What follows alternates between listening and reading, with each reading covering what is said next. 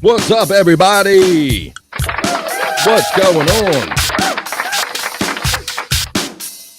It is Monday. You hear the work whistle. You see it right there. It's Monday, April 10th, 2023. It's high noon on the East Coast here in the United States of America. You are watching Coffee and Pods, episode 15 with BF and Stormy. I see Chuck checking in. You will notice today we're trying something a little different. We are not only broadcasting on our regular YouTube page, Bobby Fran. Some people call me BF. You can find me there. You can see us on Facebook in the Armchair Comics /Sportsheads group. We're broadcasting live right there right now.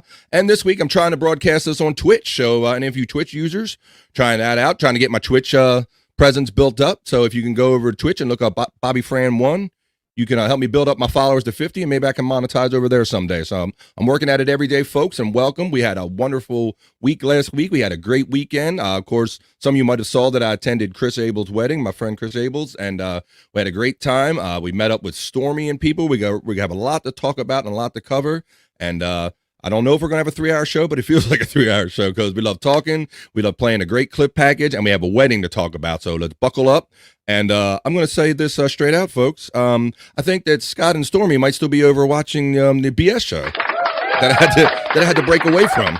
Shout out to the 6 people that are watching me live right now. I didn't give them a heads up, but hopefully they tear themselves away and join us soon. I see. Let's see what's happening in the chat right now. Oh, I hear a backstage beep. That's a good sign. Let's go, my Los Interest says. What's up, my Los Interest? Checking in, brother. And there's just something telling me I have a stream bots running. That's part of my Twitch. Chuck, our friend Chuck. What's up? High noon, Chuck. What's going on? Bobby Nick, BYB. What's up? Old friend. There's Matt. Boombastic Cast. What is up, all? And Lost saying, what's up? Well, hello, everybody. Yeah, we've had a great week, and it just gets more and more fun. Every time I think I've had too much fun, it just gets more and more fun doing this, and we're gonna talk about it all for sure. So I think I see her backstage. He's ready. So if not, that's your heads up that I'm coming. Oh, moment. We got a message from our friend Scott, who should be in here. And what does Scott say? Scott says Bobby, Nick, and Andrew made me do a 6-hour podcast last night and gave me hemorrhoids. I think you should pretty much know that if you have them or not, there, Scott. Yeah. So I saw them. So for those of you who don't know, Andrew and Bobby Nick and Scott will hang out, like kicking it with Bobby Nick and Andrew and Scott. And I noticed they turned it on at one point, and I turned in just in time to hear Andrew say some really cool stuff. We might be able to talk about that a little bit. But the funny thing is when I tuned in later on in the day, it was like he said, 5-6 hours later, and I'm thinking I'm going to rewind and maybe watch a little. No, these fools are still live on there. So I can see where that would give you some hemorrhoids. Let me see. Hi there. I'm going to assume that's Shayna or my niece Tina. Hello, whoever it is. I'll give you a kiss. I say hello. I talked to Shayna a little bit in message this morning. I wish her a happy Easter. So let me wish all of you a happy Easter because I haven't had a chance to already. So I hope you had a great one with your family and friends or whatever you did. Even if you didn't do anything, I hope you just enjoyed the day. Let's see. And shouting out Scott. Scott, I hope he joins us. I hope you push that hemorrhoid in, bro. Get some preparation H. Push that sucker in and click the link, bro, and hop on here because you got some fun shit to talk about. But while we wait for you to push your hemorrhoid in and do what you got to do with that, shout out to the 10 people that are watching us. And let's bring in our co-host and the producer of the awesome package that we use to produce this show. Let's say hello to Stormy. Come on in. Hey, Stormy. Howdy. What's happening? Oh, nothing. One of my kids is still on spring break until tomorrow, and he needed me a few extra minutes this morning, so I was running behind. Well, it's okay. I understand. And yeah, that kind of got me too because I'm not really in tune with that having school kids anymore. Like when spring break actually ended, although my daughter is a teacher and I found out by her not going to work today that spring break kind of went into Monday. That was the only reason I would have known. Yep. Yeah, my daughter went back today and he goes back tomorrow. And for some reason, I thought they went back on the same day. So I actually got him up and was going to take him. Oh, And, shit. yeah, I'm glad Like, I didn't Mom, take him. I don't have school today. I swear. Yeah. Okay. Let's see. Justa checking in saying, what's up, Justa? Let's see. Put my reading goggles on when I'm reading this little fine print right here. Sorry, Scott, Bobby Nick. Let's see. Scott says, I'm on the way. Well, come on, get it, bro. And our great friend KB checking in. What's up, KB? Hello. Hello to all of our friends. Welcome to another Monday on Coffee and Pods. Well, we certainly had a interesting weekend, Stormy. So Yeah. we a lot of people might know that you made the trip, but I want to talk about you made it back okay and everything. How was your drive back? Yeah, it actually was a lot smoother than when on the way there. I guess we found a different route, and it was a little bit quicker. Oh, So it really? was a lot smoother than on the way there. We stopped at a restaurant though, and the only restrooms was the men's restrooms that worked, so that was a little difficult. But Yikey. Hmm. yeah, but other than that, everything else was good. Hmm. That's cool. I'm glad that you had a safe trip back. What did you drive, like 7, 8 hours almost? Yeah, we drove on the way there, it was right at 8 hours. On the way home, it was right at around 7.5 with the stops. Wow. Yeah. So yeah, we made pretty good time. I live in Maryland, so it was about supposed to be 5, but I did it in a little on 4 and change or something like that. But Yeah. what did you think? So you've talked about it briefly, you've touched on it before, but you're out in like the Midwest, so you're in a flatter part of the country. What were your Yeah. impressions coming east? And I know tell everybody what you thought about the landscape and everything. It was really pretty. It was my ears were popping on the way there because of the Check. yeah, Yep. up Changes in and altitude. Yep. downhill and everything. So my ears were popping, so that was kinda miserable, but the rest of it, I mean, it could be confusing because you're going around, like, all these curves when you're Yeah. driving and everything. It was pretty scenery, um, Beautiful. until we got to this one area, and this isn't to knock on Chris or anything, but it's because we had a different route when we went. There was, Mm-hmm. like, nothing but trailer parks for, like, um, probably, I don't know, 10 miles or so, and it wasn't just trailer parks. We were along the Ohio River. It was like river camps. It What was you doing around interesting. these parts? You look like lost around here. You might want to turn around and go the other way. I don't think you belong here. We can It tell was you city slickers. interesting. Yeah, so I mean, yes, it is beautiful part of the country, the Appalachian Mountains. It's beautiful. So I was wondering what your first impressions were because you've come from a very flat area, and Yeah, yeah, it was hills and mountain terrain. I mean, we were going up to elevations of 2,600 feet. I was seeing, at one point I passed the Eastern Continental Divide, and I googled that, and what the Eastern Continental Divide is. East of that, the water in the United States flows toward the Atlantic Ocean, and to the west of the Continental Divide, it flows to the Gulf of Mexico. So I learned all kind of fun facts on the ride with Google and also, but it's a yeah, beautiful part of the country, and it was a great trip. And Scott went along, and we're going to talk about it all. But let's do our little. I threw out a couple invites, so we'll see who shows up if some people show up. yeah, Let's just start our regular thing with coffee and pods, and just like way to get the ball yeah, rolling. We're going to talk about the weather a little bit, see what's going on. It was fairly nice weather up there. It was a little cool. Wasn't like yeah. I would rather it be like that than freezing or, like, super hot, though.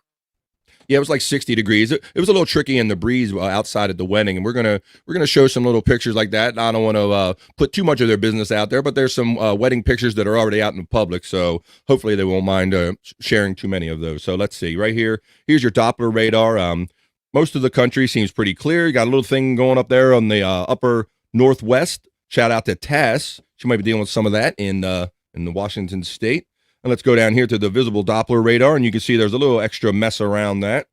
But most of the country is kind of just pretty fair and okay. But what I really like is these temperatures. Look at this, Stormy. Getting Yeah, warm. it's getting warmer. I like it. This is getting warm. I mean, the summer's here, and it's good. I'm just glad. Here's the projected highs for today, and you can see most of the projected highs are from 58 over my way on the East Coast and in the 70s, and it looks like it's going to be a beautiful, beautiful day. So I hope check out the weather where you are, and I hope you're safe and enjoy your day wherever that is. Let's see. Take that down. So that's we start off the weather Bobby with Nick's that. probably jealous of those temperatures. Like I said, I can't I can't complain about weather when it comes to Bobby Nick because he's up there in Alberta. So happy Easter, God, hey, with the Easter. Yeah, we had a nice little. My wife puts a nice little bowl of candy out. We don't have to make baskets or anything, but she gets all the same good stuff. I had my peanut butter egg last night. My little marshmallow peeps. You have any go-to Easter candy, Stormy? Um, not really. I mean, I like chocolate anyway, so anything chocolate. I mean, the Reese eggs, we get those, but Gotta other have than that. that, not really. Gotta have that. Mhm. Yeah, that's a staple. I like. Some people don't like the marshmallow peeps. Now I've liked them ever since I was younger. There's sugar and sugar, sugar covered with sugar. I don't care for them that much, but I don't dislike them. Like, they're just not my favorite. Yeah, some people detest them, but I'm like, who can be mad at sugar? Sugar-coated sugar. It's a beautiful thing. It's America. But when I was younger, I used to let them sit out and get a little tougher. I used to have like a whole system and all. Let them like sit out and cure a little bit. But as I've gotten older, I kind of know that just means they're stale, and I kind of prefer them fresh now. So yeah, let's see. Our boy Bobby Nick is saying, "Oh wow, LOL." I'm not sure what point he said that. Oh, Tacit, let's see. Here we go. Bobby Nick with the weather report up in Canada. Oh shit, what we got? What's it says? The weather is improving here. I can keep the door open for now for some fresh air a few hours of a day. You see? So there you go. And all right, now Bobby Nick, if you have to like let us know, I know you do Celsius up there, but if you could let us know in Fahrenheit what that temperature would be where you feel emboldened enough to open the door, you can let us know that. Check this out. Robin eggs. There you go. Now, pretty good. Now, they have the robin egg gum, which I like the robin egg gum, but they also have the malted milk robin egg. So I'm going to need clarification on that one, Tess. Let's see. Our friend Chuck says, put these reading goggles on for the reading feature. Ew, peeps and mayonnaise? What? What are you talking about, Chuck? What in the hell? Okay. Peeps are see, there you go. And there's always one. Come on, Kay. How can you not like sugar covered sugar, girl? What's wrong with you? It might be too much, but it's sugar. You can't be mad at sugar. All right. Cigar and whiskey break. Hey, my Los Angeles. We're glad that this time makes it easier for you. Maybe you got your little early morning work done. I know in previous weeks you were like, screw the work. You had problem with the computer, so whatever way, I'm glad you're with us. Let's see. My sister Kathy says, ooh, now they have them in icky flavors for peeps. Yes, I've seen root beer flavored, hot tamales, like anything they can put a flavor in these marshmallow tweets. You seen them too? Yeah, I've seen them. They do that with potato chips and everything now too. Yes, There's all kinds of stuff. Same thing. They do like Dr. Pepper flavor, like everything. Let's see. And this next message says, the weather is finally getting warmer here where I am from Shayna. Hey, Shayna. What's that? Uh-oh. Bobby, Nick. Is it 48 Fahrenheit? Wow, that's impressive up where you're at, bro. 48. That's got to be like a heat wave for you this time of the year. Thank you for the Fahrenheit conversion because they're still in Celsius up there. Let me get this date down. And yeah, I given up on trying to convert that a long time ago. They never forced us to learn that in the States, and I never cared to. So there you go. Yep. All right. So let's see. We did our little weather thing. Hey, now I see he's backstage. Here comes your warning, Scott. He's firing up one. He's firing up something. Get ready, buddy. Here's your warning. It's coming. Here you go. Hey, let's bring him in. Let's say hello to Scott Fitzpatrick. Hey. What's up, buddy? How you doing? Running a little late. I see that, and I know that we were having a great time. It took me like up to the last 2 minutes to pull myself away from the BS show. That was a lot of fun, wasn't it? Struck a time. Yeah, and I saw Scott in there defending his boy Ray, talking about how funny he was Friday night because he was. But I mean, it seems like the low man on a totem pole or the one that makes themselves the most obvious by their behavior is going to get the attention, and he got it, didn't he? Yep, he got it. They were having a great time talking about him snoring and everything. But let's get through some of these. We'll get through. We already did the weather. We're going to do the National Day thing and our little opening haha history stuff, and then we're really going to get into the meat of this about you guys making the trip to the show and your impressions, because I really want to talk to you guys, being that this was your first time out. So yeah, let's do the national. What do you got? Oh, a life without. Don't see you braggart. Look at this guy. That code. Somebody will be. Oh, that's right. That's right, Stormy. They could freeze that and scan it. I didn't think about that. So, see, that's what you get for bragging. So what Scott's holding up there is because Ray DeVito is his boy, and they were having a little love fest. That Ray DeVito gave him a free download card for his Dry Bar special. Look at that. I didn't even get that one, Scott. I didn't get that. He's been on my show. I didn't even get that shit. Well, let's see. We'll talk about Ray. We'll talk about the comedy show. We have a lot to talk about. So, as I was saying, hang in there. Let's see what we got. Got some clarification here. Tass says, Mr. BF, Stormy, Lost KB, Mrs. Linder, Chuck, everyone. Also, I meant the Whoppers for the Robin eggs. Okay. Thank you for the clarification. I like both. I don't mind the malted milk. Some people don't like that malted milk chocolate egg. I like Whoppers. I like the Whopper kind. I can eat them till my stomach hurts. What about you, Scott? You you Easter candy fan of anything? Oh yeah, chocolate bunnies is what I Chocolate prefer. bunnies. When I used to get them when I was younger, first thing you do, what do? You snap the ear off, right? That's what I do. Yeah, I go for the ears, and then I go down and get the little bow tie off of it. Okay, see, everybody's got a method. Just like when you eat an Oreo cookie, you got to have a method to eating some of this Easter I try candy. to save the face for last. I just nibble around the face. Yeah, and then That's what my daughter does. There you go, and I would slowly pick off the candy eyes and kind of eat them or something like that. Whatever the case may be. Oh, that's funny. Let's see. Hey, Tat. Well, Tat says, Happy Easter, fellas. And KB says, Hey, Tat. KDF is here. What's up, Kevin? Tony Sal checking in. All our regulars. True, they are the original Tats. Yes, he likes the Whopper, the OG Whoppers. Uh-oh. And we got another weather report from another reporter. This is Shayna saying it's 61 degrees from Shayna. All right. Well, we hope the weather's great wherever you're at. Let's get to our National Day now. And I'm going to share screen. Today is April 10th, 2023. All right. And this is the National Day calendar. So let's scroll down here and talk about some of them. Today is National Farm Animals Day. I thought this was an interesting one. This is just one where it says each year on April 10th, National Farm Animals Day focuses attention on the humane care of farm animals. The day also aims to find homes for abandoned and abused farm animals. I'll briefly read this next part. It says a variety of animals have been domesticated and raised on farms for food. They provide eggs, milk, cheese, meat, wool, leather, and other products. Most farmers raise their livestock responsibly, providing a quality environment for them to grow. Benefits the animal and the farmer too. And I won't read everything, but I just thought that was a really cool day because I think that knowing where we stand on the food chain and things like that is important.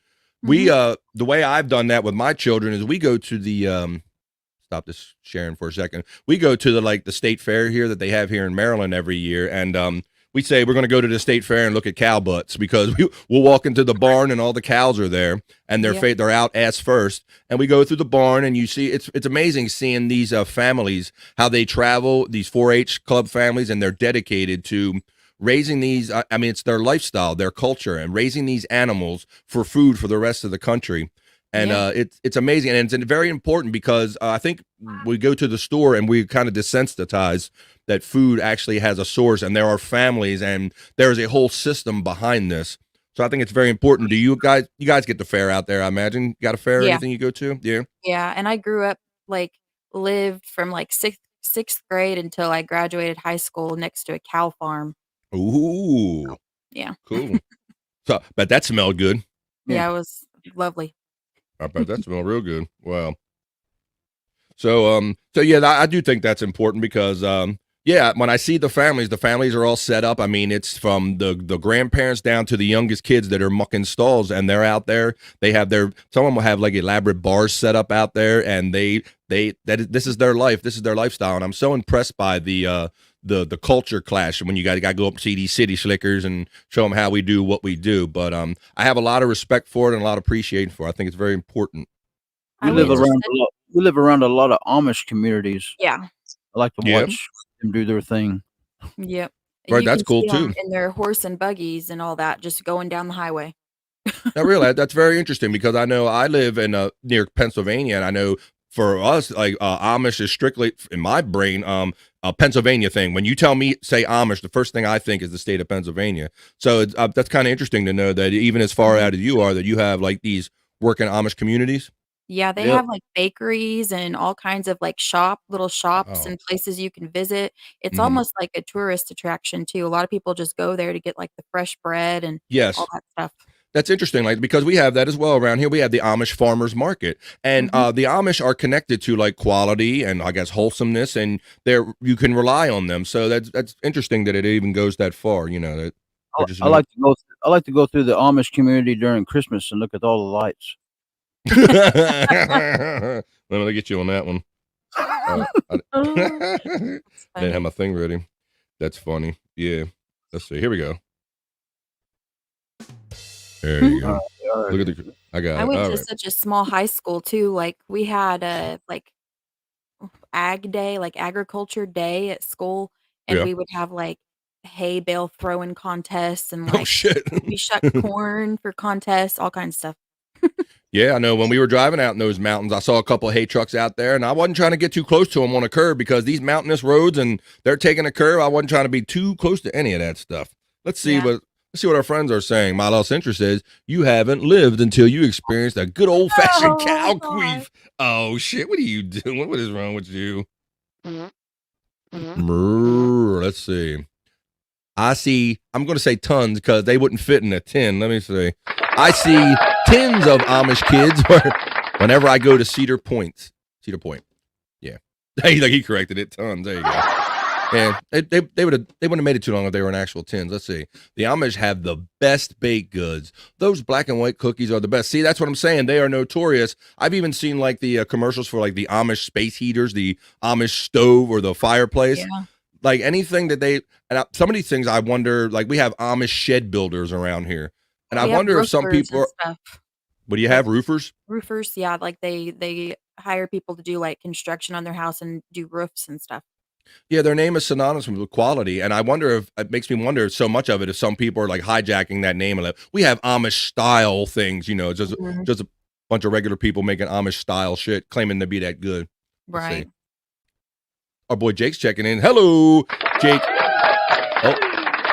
Oh, he was saying, Bob. I missed it. Bobby Nick skipped in there. There we go. Jake was saying hello first. There you go. Huston/Hudson. What's up, wee? And there's Bobby Nick shouting him back. Okay, let's see. The other days were not too much. We had National Cinnamon Crescent Day. I don't think there's too much to talk about that. National Siblings Day, if you have your, and then National Encourage a Young Writer Day. So whatever national day you like to celebrate. I just concentrated on Farm Animals Day, so that was the one that got me. Let's see. KB I tried says, to raise chickens last spring. Ooh. It's not my thing. It's not your thing? I don't even know if I want to know the details of how you discovered that it's not your thing. Oh, they started flying around my kitchen because you can't put them outside until they get big enough, and I couldn't do it. They were freaking me out. Wow. Let's see. Chickens in the Amish will kitchen. raise a barn in 3 hours. Hardworking people. Yeah, they are. I didn't have anywhere else to put them. I wasn't putting them in my main parts of my house. I just put them in through the entryway in the back door into the kitchen. Yeah, I've had some family that they have just enough property that you can have a couple animals legally, and they would have some ducks, and they just talk about how kind of some of them have like attitudes and they're kind of shitty. They do. We have a park that has like ducks and geese and stuff. I'm terrified of those. Oh yeah, they do. I think I talked about it with, I don't know, one of these shows, or I talked about it with Jukebox Ginger, how they can be shitty. They can just attack you. Like I thought, oh look, hey, these geese nice and everything. They're like, get the fuck away from you. Yeah. After I had my daughter, I thought I'd get back in shape and go walk through the park with the stroller. I ended up running with that stroller back to the park. You would. And when they see you running, they got you in check. They'll chase your ass. Jake says, have you ever seen the TV show Amish Mafia? Yeah, I did, Jake. When it first came on, I tried to tune into it and see what the culture clash was about Amish. And then they had Back to Amish. I understand that because some of them got a taste of that freedom, boy, and they didn't want to go back. So there's a lot of good stuff on TV. I can't say I watch it regularly, but I am aware of Amish Mafia. Let's see. Is that... You wrote that one twice, Jake. Okay, well, we got it one time. All right. Shout out to the 20 people that are watching live. It's Monday. We are here. It's Coffee and Pods. We're going to talk about the wedding. We're going to talk about the podcast from last week. We're just getting started. All right. So let's see what we have here. All right. I just wanted to throw out a couple fun videos and all. Like I said, I threw out some invitations. We might have some guests or not, if they can make it or not. I did it on short notice because I didn't get back from the Chris Abel's wedding until between 4 and 5 yesterday. So I had to jump back into my podcast gear and wrap my head around it and send out my messages. And also it was a little later than normal. Let's see. My Lost Interest says, looking to get lucky, find yourself an Amish girl during Rumspringa. You sound like you know a little too much about that. Yeah. Maybe he was one of those ones that converted. He's got that beard. I'm digging you. We gotta get lost back to Amish. I like it. My lost interest in back to Amish. Lost interest in being Amish. We're gonna have to put him back on his horse and buggy. I think you're right about that one, Stormy. There you go. Done. Got off the buggy. All right. Well, I got my coffee. Love talking to you all. In preparing for the show, I found this funny little clip, and I thought I'd share it with you because I just love people that are just showing other people a good time and having fun and just good nature shit. And I thought this was really cool, so I want to share it with you. Like to see it? Here you Yeah. go. This is cool. These are just some knuckleheads doing like a viral video. They're rolling into Home Depot and they're having a little fun, and then you'll see what happens next. Can you hear that? Yeah.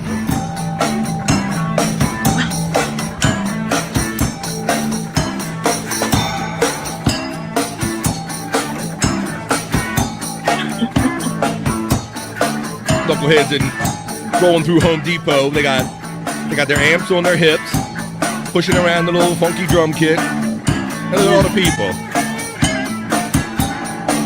All got mustaches. Yeah. Look at the brother, he's jamming. Like, oh yeah, that's right. Oh.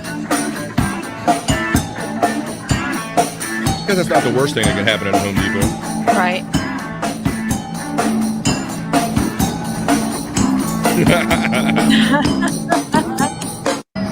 Hey, I'll roll one more time now that you got a sense for what it is, so you can really see the people's reactions. I love watching the people react to it. Yeah.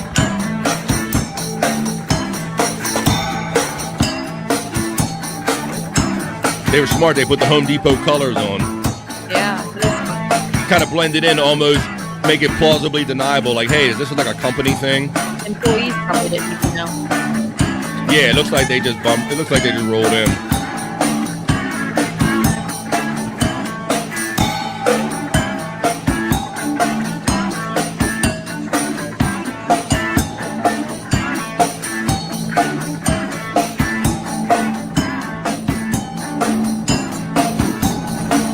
So that was cool. That was a lot of fun. So I That's cool. thought everybody might enjoy seeing that. It might make your day a little bit. I thought that was just funny when I was looking at that. Let's see. What's Jake saying? Jake is saying, woo. Tampa. Are we going to Papers. talk about the Tampa Papers about Chad? I don't know. I'm about to see if Stormy has any information about that. I'm not up on the Tampa Papers. Not necessarily, but I can explain what I know about them. And Okay, we'll get into that. Follow Bobby Fran on Twitch. Let's go to get him affiliate. Oh, thank you for putting that link in there. My friend Bobby Nick. Yes, I'm attempting to get my Twitch presence built up, and I'm working on learning like OBS and Stream Elements and Twitch Studio, like all at the same time. So we'll see how this goes on a day-to-day basis. It was great being at the wedding. I connected with a lot of people, and I'm looking forward to doing some stuff with them. Hello, Jake. And let's see. I'll see you guys later. Busy week for me. Bye, Shayna. All right. Bye. See you. Take care. Thanks for checking in. All right. So let's see what else we got here. All right. Well, you can grab your book. I guess we can do our haha history little thing today. Oh, I left my book in my car. I took it when I went and was reading some of it. Okay. Well, you don't need it. We'll just go audible on this one today. Forgot about that one. In the back seat. It is. It's in the back seat, huh? All right. Well, today is April 10th. April 10th, 2023. Let's see what we have for April 10th. Ah, yes. I remember this one. April 10th, 2023. Excuse me. April 10th, 1849. The safety pin is patented by Walter Hunt, who sells the rights for $400. So Hunt ends up getting stuck anyway. For this and other humorous observation, you can get your copy of Haha History, illustrated by Mike Morse, on Amazon.com or wherever fine books are sold. So that was his little history moment for today. So what do you think about that? I saw that and I'm like, the safety pin was patented in 1849. Yeah, that's crazy. I can't say that I ever thought it was that old. So I guess people were tired of getting stuck from way back. But Yeah. claims they sold his rights for $400. But I did read that on that other National Day calendar. They had National Historical Days. And they didn't have that humorous observation that he sold it for $400, but they did have that the safety pin was invented in 1849. They said many safety pins existed before that time, but he was the first person actually smart enough to go ahead and patent it. So let's see. Interesting. Oh, we got people. KB, thank you for following me on Twitch. Appreciate you. Can't wait to see Bobby Fran on Twitch in a thong and an inflatable pool. Don't give it away, Lost. I told you that in confidence. Let me see. Okay. All right. Give away my whole plan. All right. So now let's get into this wedding weekend. So, some of you might know, some of you might not know, but when we did TGV before, Chris Abels was a comedian. He does the Rob Saul show. He was nice enough to reach out to me and to all of us and say, "Hey man, I really like your show.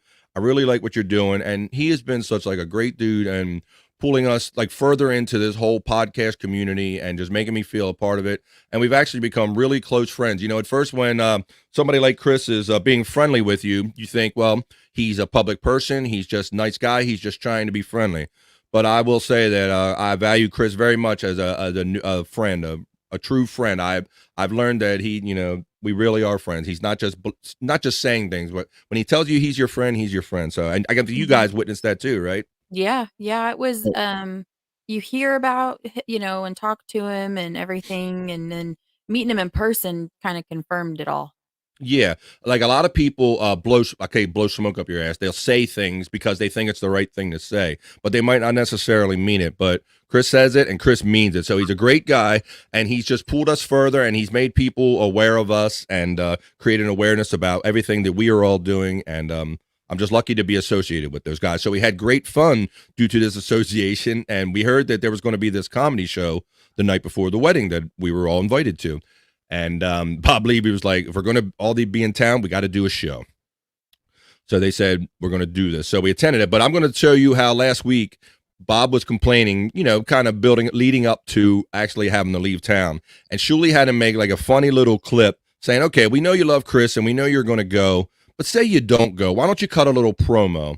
And so he cut a little promo, and I thought it was real funny enough to share. So this is a promo if Bob weren't able to go to the wedding. Check this out.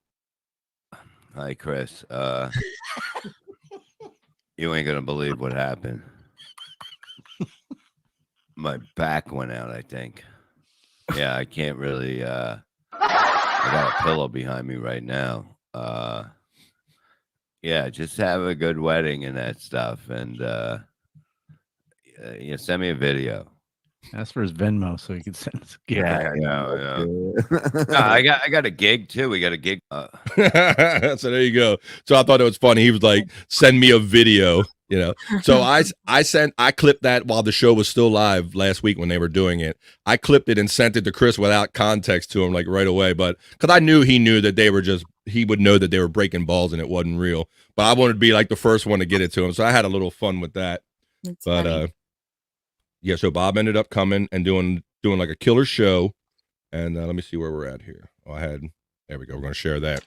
Yeah, so it was a great set. So let's talk about it from the beginning. So Chris invited us to the show. And then at some point, I didn't even know this. And Stormy got the wheels turning. And we were messaging one day and she goes, "Hey, BF, I think if everything falls into place right, I think me and Dad might be making the trip." And I'm like, whoa, really? Like, you got to be kidding me. That was something. So talk about planning all this, Stormy, and finally making this trip.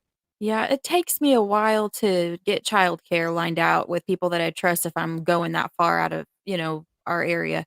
So I never like to say anything, and I don't like to get my own hopes up until I know for sure.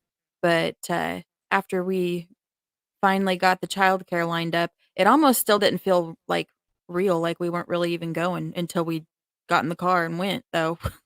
Right. So I know you have a young family, and I know it's challenging. And I also, if I think I'm correct, this is actually the first time that you've ever been separated for an extended period from your kids. Yeah, I've never been very far. Like, I don't even think my daughter's never even stayed the night anywhere besides my sister's house that lives right down the road from me. And my son, I don't think he's stayed the night really anywhere except for when he was really little at my grandma's.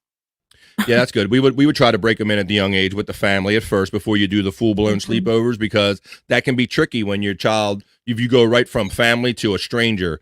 A couple years ago, we had a young girl stay. I have two daughters, and a young girl stayed overnight.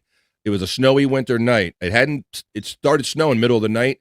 She woke up in the middle of the night and decided she needed to go home. So we had to call her parents in the middle of the night and make them come out in the snow to get their child in the wee hours of the morning. So I know that can be tricky, having your kids with other people. Yeah, and we adopted two also, and they're older now, they're adults.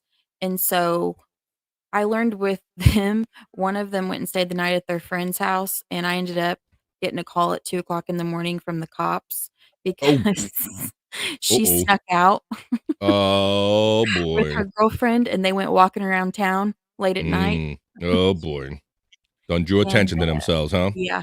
So Looking they too young, out got too caught. late. Yep. And so I decided then that I'm gonna be really picky if my other kids even get to go stay the night anywhere else. Yeah, it has to be people that you trust that are not. They don't want to be like the cool mom or the cool dad, and I'll bring them over, and I ain't going to give a shit, and you can do what you want. You don't want that. You definitely got to have people you rely on. So I know that took a lot of planning for you and a lot of trust, and but you made it happen, and you guys, you packed up the car. Your husband, shout out RC and Scott and everybody. You all made the trip. So how was it when you first got on the road and all? I don't know if Dad remembers. He was sleeping the whole time. Yeah, I slept the whole way. Yeah, I heard. Sleep. Yeah, Stormy was saying. So I heard it was said at the club. It's like Stormy said, "I can't sleep when somebody else is driving." This guy was like, "I slept the whole damn way." Especially when you're going up those hills and down, and then my ears are popping. I'm like, I can't do that. I can't fall asleep. And he's just. That is an experience. I mean, you only get that ear popping experience on an airplane or going, and when you're doing it going up and down high elevations in a car, you really get a sense of, wow, we're really up high somewhere. Yeah. Let's check in. It was interesting. We put it up. Hey, what's up, guys? Brian, we're gonna have you on. Death Row is in the house. Taz shouting out. They both shouting out, Brian. What is up, bro? We haven't forgot about it. We're going to get you on something. We're going to talk about this thing today. All right, so I'm going to do a little screen share. So comedy show Friday night. So you guys made it into town. You checked in. We all talked about a Yeah, that comedy felt show. weird too, checking into the hotel and not knowing what to do at that point because you don't have kids. Right. So before we get in this real, go ahead, Scott. What were you going to say? I fell Say asleep as soon as I got in my You room. did. I'm seeing a theme here, Scott. I'm starting to pick up on a theme here. Starting to pick up a little theme. He's like, Stormy's like, I did all this. I slept. I done slept through it. And then we did all this. I slept through that too. No, whatever. But yeah, I'm sorry. You talk about being away from your kids and all that stuff we were getting ready to talk about. Yeah, no, I got in the room. I didn't know what to do with The room. myself because they weren't there. Yeah. Right. And I remember that being a young parent, and even now that my last child has just went off to college within the last year or so, but you still have that sense of guilt, or your body is so into a routine. You are so geared into being a parent that when you get off of that hamster wheel and you don't have them kids, you really don't know what to do with that extra time. So I totally identify what you're saying, and I bet a lot of parents do. Yeah, There's it was KB weird. checking in. Yeah, and then when you have all that extra time, you start getting those feelings of guilt creeping in. What's my child doing now? What do they think of me? I'm a horrible parent. I shouldn't be having fun, or at least that's me. I don't know how much of that is you. That's how I was too. I had to turn the TV on to have sound because it was too quiet. Yes, that's a thing. All of that. So, there you go. That's funny. Oh shit, that's funny. Well. Hello, room service. Okay. No. Mint on pillow? You want mint on pillow? Let's see. Tommy boy. Hey, Jake saying my Los Angeles. What's up? So you got over all that. You checked in. You started feeling okay. Well, I guess it's normal for the next couple days. And then we got together and went to the comedy show. We found the club. So I'll start showing the pictures, and then that's going to, of course, generate. Hey, what's up? Here we go. How was the wedding? Well, you're just in time to hear the whole story, Bono. You didn't miss anything. I sent you some collage of all the pictures just in case it starts lagging or anything. Thank you. That's an excellent collage. Stormy's always killing it and doing stuff that I have no idea she's doing. And so, but then the last hour before the show, she hits me with the great download of the pilots package we're about to see. And we have some great collages of all the wedding pictures. That was a really good job you did with that. And I'll try to share all that. So let's see what we can get into. Taz shouting out, Bones, what's up? All right, I'm going to do the screen share, and we're going to get into it. We're going to talk through it. So, comedy show Friday night. Here's the pictures, the room. Let's see if I can make it full screen as possible. Boom. Put that down. Yeah, it was hard to capture a picture of that whole room, though, because you still can't even see where we were actually sitting at. Good point, Stormy. I was trying to look out for my boys because I know that other comedians will kind of razz them. If, what kind of room was that? It was like empty. You didn't have nobody in there, bullshit. So I wanted to make sure that I showed my boys in the best, truest light. And you're right. This was before a lot of them were even there, Stormy. I stood up there and I took this picture. This was between 8 and 8:30. The show started at 8:30. The room was already standing room only, where you can't see, up in the upper left-hand corner here, back and all along here. We were back here in this lower corner, if you can see my cursor. And yeah, there was whole other sides of the room. Even when I stood up on stage, beside the stage with Bob, taking the picture I'm going to show you next or later, I couldn't even get all the room, Stormy. So it was a great room. What did you think about this? Now, so this was your first comedy show, right, for both of you guys? Yeah. Yeah. Yeah, and anywhere you were in that room, you could still see the stage. That was the weirdest part. Like, you could besides back in the bar area, but, like, even if you stood out, like, where the entrance was, I could still look down and see the stage, so that was nice too. You could see kinda what was going on at every point if you had to get up. Yeah, it was it was in Parkersburg, West Virginia. There's not much there. It was a nice little small town room, and they had, like she said, you had it cordoned off, kind of separated from the bar, and also it was kind of its own private place. But it was a really cool vibe, and the energy was great because most of the people were there for Chris and the family, and Chris is a great guy, so the room was ready for a show. So let's get into. So I told you guys, I said, being this your first stand-up comedy show, you're going to be ruined for if you try to go to any other comedy show because you guys got a great one. So we had we'll just throw them out off the top of our head. We had Anthony Zenhauser and Ray DeVito, Chris Abels, Bob Levy, Tay Boogie. They had that Bryce Busy. Well, I'm not too familiar with, but he was a funny guy. And Justin Weesey, he was a funny guy too. He also might have had something to do with handing out some beers at the wedding. I'm going to show you that. Well, let's get into these pictures here, saying to them, because here's our boy Scott's going to like this one. Thanks for saving us a good seat, by the way, BF. Yeah. No problem. Yeah, I saw the place filling up, and I've been to enough clubs, I guess, at this point to know I was expecting at least you guys.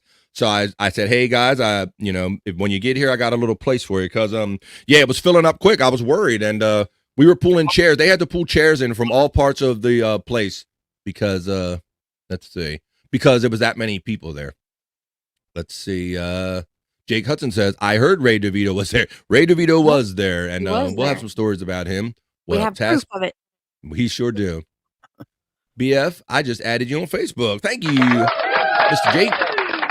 Boss, shouting out bone loads. Did Ray do his C-word joke? He was rambling on so much. Do you remember a C-word joke out of Ray? I don't really remember too many jokes except for he was doing mostly crowd work. He did a lot of crowd work. He had a few jokes. I like the keychain one, the camouflage keychain one. It was. I don't remember a C-word joke though. The guys were all like on fire. The room was ready for them, and they all had good stuff. Here's a picture right here of our boy in the flesh, Scott, meeting Chris Abels. So I told Stormy, I got a lot of pictures because I'm a picture guy. It drives my wife nuts because I'm a big candid guy. I like to just get people. I like to what I remember, what I'm seeing in the room. So I like taking pictures like that, and I like seeing people have a good time. So I really enjoyed seeing Scott meeting some of these people for the first time, and even the Stormy. So what did you think about meeting Abel's first time there, Scott? I was mind blown, man. It's too much. Yeah, it was. Like you even talked about, so I was looking out on the parking lot for you guys. I kept looking for you and all. And I met y'all in the doorway. Like I was coming out to look for you, and I met you in the doorway, and we were like, hey, BF. And I was like, hey, and like right in the vestibule. And we talked instantly about how just that was weird. How, we're on shows with each other. I'm not as big as those guys, but it was still interesting meeting in person, wasn't it? Yeah. Yep. By the way, I have a regret I didn't get BF's autograph. I can't believe I left the autograph. I know. I mean, look here. I thought I'm here, on air a lot. I'm on 3 different shows, but who's giving out the autographs at the show, Stormy? Me, apparently. Yeah. Stormy, what did you give Zen an autograph? Is that who asked for it? He's the one who asked. Zen wanted it. Yeah. So Chris was nice enough. He handed out these nice hard copy kind of posters that we all got one, and some of them got autographs. But there is a show coming up in Pottstown, and I know there's been rumblings of, Stormy planning a trip. So we'll have to see if we have another opportunity to connect. There's that poster. Yeah. Look at that. Let me make you a full screenshot, and I will share it with the people. Hang on a second. Boom. There you go. Put it up again, bro. There you go. They called it the Masters of Comedy. Chris Abels, Bob Levy, Zen, Tay Boogie, our friend, Vice Busy Vickers. Hey, what did you think about the Danny Ray Pew Pew guy? That was funny. Yep, is that there the he guy is right that there. Is that the guy that sings F.U. Chris? Yeah, he had those of you who are fans of Chris Abels and the Replayables show. Thanks, bro. I'll take you down now. That was cool. So those of you who are fans of that, Chris has a song in the beginning, and it's called "F you, fuck you, Chris," and that's the guy sings "fuck you." When I say "fuck you," you say Chris. He had that guy there singing that song live, and he did. I don't know if I did. I downloaded it, but I did get a little bit of his video when he was Sweet Liz and "Fuck You, Chris." I mean, he made up a little song, and then Chris said he was going to change it after he got married. So that was a lot of fun. So yeah, the guy that sings the "Fuck You, Chris" theme on the actual Chris Abel show that you see every week, Friday at 9 p.m. East on Replayables on YouTube. He was actually there, and he played his harmonica live and sung his little "F you, Chris" song. So it was just great. I mean, Chris finds a way. That's what I said on Facebook afterwards.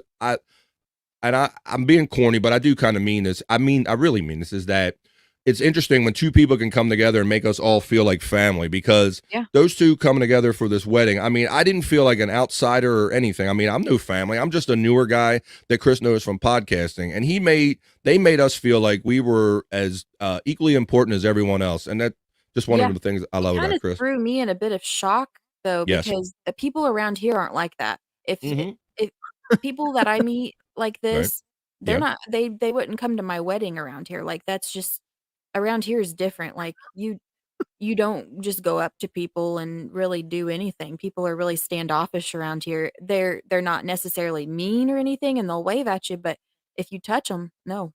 If you approach them like in a weird way, no. Like, it's totally different.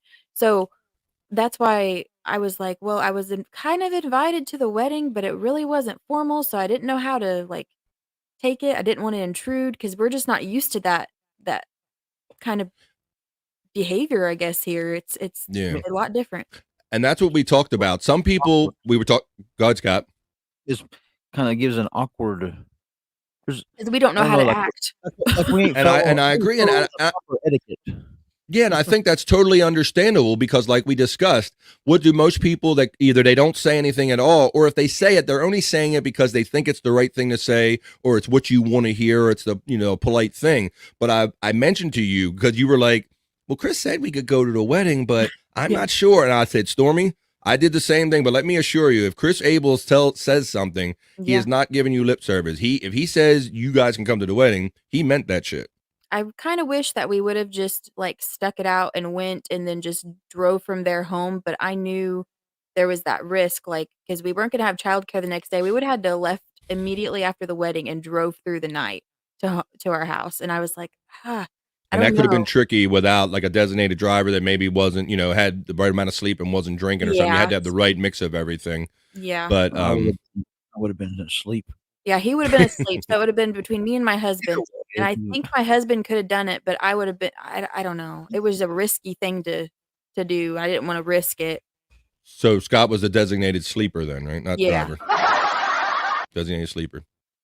Every car needs one of them too. But yeah, they're great guys, and he meant it. And I will say that, you'll see later, I got pictures of me in our suit. I dressed up because I'm just because that's how I came up. You go to a friend's wedding, you wear a suit. But many people there, because it was West Virginia and because it's Chris and they're so low key, and they did say in the invitation, come in your best dress or come in whatever. Once again, they meant it, and half the people or more knew it. And, there wasn't too many people that were overly dressed like me. A lot of people were very dressy, comfortable, casual. So you guys would have fit in just fine. Yeah. All the shirts I brought had skulls on it, and I didn't even think about it. Had skulls on it? We were planning to go to the store if we ended up going, but we were just thinking about timing, and I'm like, I just don't know if we can risk it. I just don't know, driving through the night after a wedding and not knowing when it's over. And yeah, because I did daytime driving through them mountains, and that was enough when you could see what's coming. I don't know. And then you got animals roaming at night. Yeah, you probably made a good choice overall. I just didn't want an accident. Exactly. So I'm glad y'all had safe travels. But yeah, those guys are great, and he really meant that. And just know that in the future. Let's go on to our next picture now, because we got plenty of pictures to share. We got plenty more stuff to share. Let's keep them rolling. Got lots of pictures. BF likes to take some pictures. Oh, there we go. Yep. Got the whole crew in there. We got RC Colo. Got everybody. RC, Stormy, Scott with Chris. This is as he's playing. There's our boy Tay Boogie. Sit. Doing his thing. Yeah. Hey, so I seen he does a thing about he does a bit about when he's having sex, he asks people, what What Yeah. music do you have sex to, people? And I've been to comedy show. The last comedy show I saw Tay Boogie at, this boy that was all of 18-year-olds says, I like to have sex with smooth jazz. What the heck? and Tay went, smooth jazz? Like, what are you talking about? Like, nobody has sex with smooth jazz. We were talking about one guy in this crowd, what he said? He said heavy metal, right? Heavy metal. So that was good. Tay liked that answer better than smooth jazz. He went off on that boy that said smooth jazz. Like, get out of here, you 18-year-olds. You don't know fuck to know smooth jazz. You better get out of here. So this time the guy said heavy metal. But then you remember the bit that Tay does connected to this? What did he do, Scott? You remember that? Remember, he's got some kind of, was it a heart Yes. thing in his Yes. and you can hear it through his microphone where it kind of makes a beat that he goes to. Yeah. A rhythm that he goes to. For those of you who may not know, Tay Boogie, we talked to him on other shows, TGB and other things that we've done, and he has the black man's health package, if you will. Got the high blood pressure and diabetes and all the things that can go along with and heart problems and things like that. He has many health challenges, had many surgeries and issues. And he has basically like he says, I don't know what to call it, part of a heart or whatever, but he has assistants beating his heart, and he goes, "This is the beat the rhythm that I do it to," and he's like, it's like this. And the first time I saw the bit, I thought that he was in cahoots with the DJ, but you saw him do it, right, guys? He puts that mic right up to his heart, and that's legit. So that's just one of the many things that I like and respect about Tay Boogie is that, and I'm fascinated by, is that I can, and I think you guys can tell too, talking to him, it's a challenging with his health to try to get out on the road and make these comedy shows. Yeah, you could kind of tell. If you have a semi-bionic heart and he's had many of these health issues in the past, he has issues with his strength and all, but this man always perseveres and makes it out to his shows. And I'm really impressed by someone that, even with all those health problems, still wants to get out there and do his thing and kind of bring some joy to other people. So he did that. Yeah, and it looks like he says he's losing a lot of weight and he's trying to get, as healthy as he can on his own, but it's a challenge. So he struggles, but he still, succeeds and still does this kind of stuff. Here's our boy Anthony Zenhauser. I have an opinion about this show and the order the comedians went up on, and it might be controversial, but because they went on in a certain order, and I heard there might have been some talk about who was going to go on when. But what did y'all think about Zen's set? I thought it was good. Exactly what I expected. Yeah.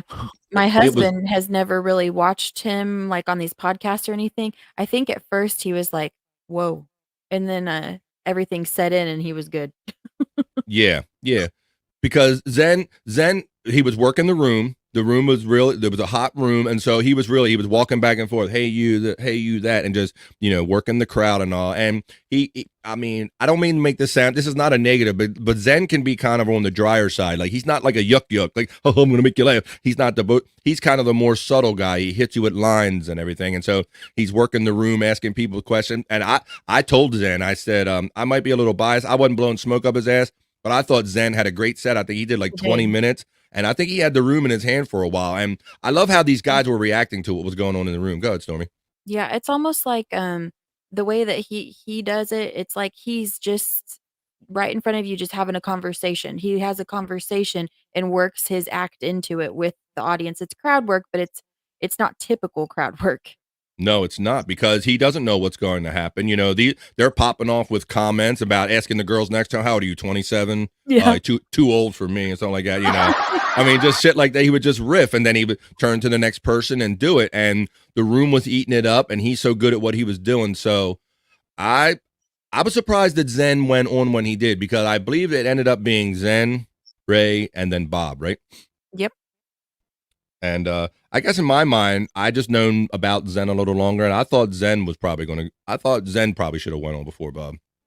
Zen reminds me of, he puts me in mind of Dave Attell. He kind of reminds me of Dave Attell. That's great. I love Dave Attell. I have his Insomniac double CD set when he goes around all the clubs late night, the Comedy Cellar and all that.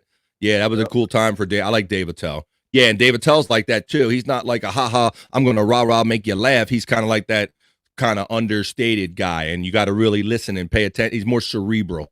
So David, that's a good comparison. I've never really compared Tell directly to Zen, but that's a very good comparison for people that might need a idea. So here's Ray DeVito. This is after the room filled up. This is Ray's set right here. And you can see it was standing room only, like you said, Stormy, like this whole, the left and the right and the back of the room. And you couldn't even see where we were all sitting with my wife and everything. You couldn't even see it. Mm-mm. And it Hey, I was got it. still good seats, even though it wasn't like directly in front. It was Yeah. still, you could see everything. So I assume you know that rule just by nature is that me personally, I don't go to comedy shows and sit in the front row because I don't want to be their fodder. You know, I don't want to be their Oh, material. somebody got up and I was teasing my husband, but I almost did it. When somebody got up, I was like, I'll go sit up front. Dare me? Really? So Yeah. did you really mean that to see what would happen? Or Yeah, you're but just as soon playing as I around? got ready to, then somebody sat back down. But yeah, I would have done it. There's our friend checking in, Uncle Rican Mammy. Hey, what's up, Mammy? How you doing? Somebody's sure to pick on the woman in the blonde hair up front. Sable's brother's nice to me too. He's Yeah, they're really about- nice. Oh, Nathan, and Brendan and all them. That Abel's family. Are you kidding me? Those guys were great. If you watch replayables, Nathan, Abel's, and the boys and Brendan and all them, they were on the one night when they were just cutting it up and losing it. And they were all there, and they're all great guys. Luke, Luke, I am your father. Very good. Thanks for the line, Lost. Very good. I am your father. Let's see. All right. Task like that, Mr. Lost. Hey now, Mammy, there you go. Checking in. All right. Shout out. We got 21 people here. We got plenty more pictures to go through. So this is Ray DeVito. I guess Stormy, let's talk about the highlight of Ray's set. What did Ray end up doing to the people in the room? Well, he That decided he shouldn't have. Yeah, go ahead. to tell some of the. I'm not quite sure if some of them were audio because I didn't see, but I think some of them were the sound people that he was talking to telling them to be quiet. Yeah, so for those of you who might not understand the mix of the room, a lot of us were in town for Chris's wedding, so that's probably the majority of the crowd. A couple sound guys and family and friends and all. So basically pretty much anybody that Ray decided to yell at was likely to be in the wedding or be a family member. And so at one point, I guess Ray was distracted by the chatter that was going on in the DJ booth where you could see off to the right of him. There was a guy, he was having fun, but he was like laughing and like commenting on the jokes afterwards, just a little bit. Well, finally, all of a sudden, out of nowhere, Ray DeVito's, will you shut the fuck up over there? Like just like lambasting this guy on the side, and like the room, like, it kind of brought kind of everything to a screeching halt. But it's funny because I think it recovered. The room kind of got it. The room was like into anything, and it seemed like they had a fun time, even though he was yelling at people, right? Except for the guy towards the front in the red. I felt kind of bad for him because they were all picking on him, and you could tell he was kind of getting irritated. But oh yeah, there was the one guy like, Dwayne, what's your name? And I bet I can get anything I need in town from you and all. Yeah, there's always going to be like that one guy. If you stand out in any way or look a little weird or look a little too local, these good comedians are going to get you, and they did. They got Dwayne and all the other guys. But Ray had a funny set. It was a good set. But there was this whole issue of who was going to go in what order. I think there might have been some talk about that. It's not controversial. It might be just regular shit. But there was issue about they gave Ray shit for going long. What did you think about how long he went compared to Zen and some other ones? I kept wondering during it. I was like, why is his much longer? Like, why is this lasting so long? Did my drink get to me? Like, why is this lasting so long? Yeah, what were your impressions of Ray's set, Scott, seeing him the first time? It seemed like it was mostly crowd work. It took him a while to get to the jokes, which might have been what threw his timing off. Yeah, and for those, he probably normally has X amount of many jokes in, and he never really got started to the last 5 minutes. Yeah, he might. I think he was doing crowd work. He got distracted by the guy yelling. I don't know if he ever got into any of his regular material, but truth be told.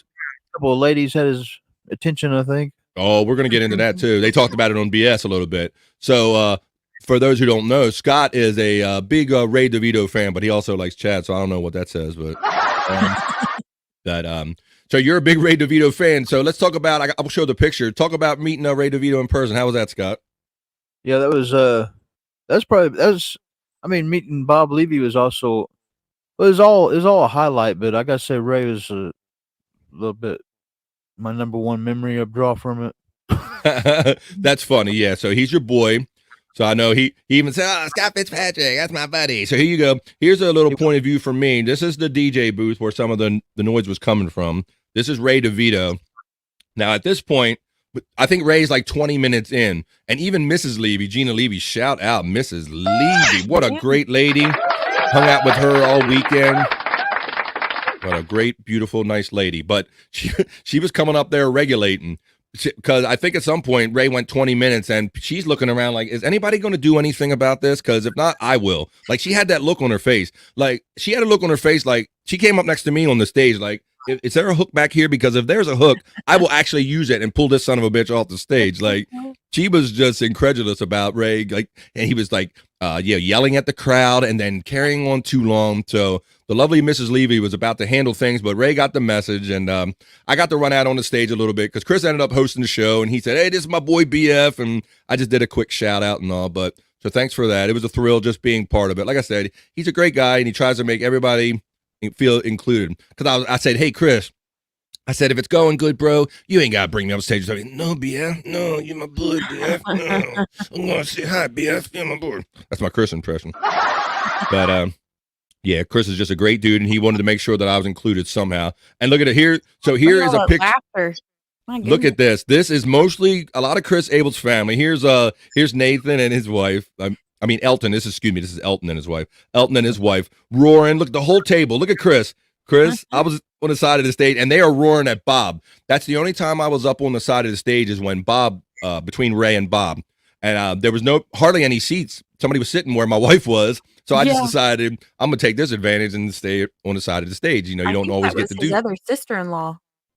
Oh, was it? That was sitting in my seat? Yeah, I bumped into her in the bathroom. That's how I didn't know who it was, but that's the kind of crowd it was, that if you left your chair abandoned too long, somebody was going to like, I'll see. Anybody sitting here? I'll take this. I had to protect your guys' chairs a couple times. That's why I came out on the parking lot looking for him. Like, I don't know. I don't want to get in a fight over these chairs. I wanted to get your asses in them as soon as possible. So you move your meat, you lose your seat. That's a good, there you go. They should have that on the door. But look, this is a great crowd reaction. Chris, you know, you could tell he loves comedy, loves laughing. And look at his family. And they were just roaring on Bob because for whatever Zen did, which was great, and whatever Ray did and was kind of yelling at the crowd, Bob came in and just took care of it all. Just wiped it all out and did like a strong 20. He probably did at least a 20, do you think? Yeah, 20? probably. Yeah, he took care of all of it and put a bow on it. The same kind of thing. Just amazing crowd work. I've never asked Bob, but I don't get the impression. I've seen Bob a couple times, and I never hear him do jokes. Right. He doesn't do jokes. I think he has ideas and thoughts, and he just he walks in the room and he does it. And you saw what he did. I mean, things were coming up, people were moving around, he's saying shit, he's talking to the locals, and everything was just hitting. So I mean, that means no show's the same. Yeah, I think, well, so far I can say that, Scott, because I've seen him a couple times, and it's not, but it's the same vibe. It's just him owning the room. And you can see it here. I mean, Chris and them were roaring because Bob was just, anything that happened, Bob just had a line for it. Yeah, so I think he even commented one time because some girl got up and he was teasing her about going to the bathroom. Yep. I mean, it's just all kinds of stuff. And I was standing on the side of the stage taking those pictures, and I had to go myself, and I didn't want to get his attention. So I stood there having to go to the bathroom. I'm like, I ain't getting his attention, damn it. I ain't walking out of this room. That's like, where are you going, you son of a bitch? Where you got to be, you know? Let's see. There's Chris Abels enjoying that big one. I think we've seen Ray DeVito caressing a couple of those mugs that night, didn't we? I feel like it was more than a couple, but I'm not sure. And it might have been more than caressing, too. Yeah. See, Tay Boogie and everything. You can see there was just great people everywhere. And there he is right there, the man up on the stage. Right there, Bob. That was when I was in the crowd. Oh, what we got here? Stormy meeting Zen. Zen's a great guy. I've been able to hang out with him a few times. And what do you think, Stormy? Like I said, you started getting your pictures taken?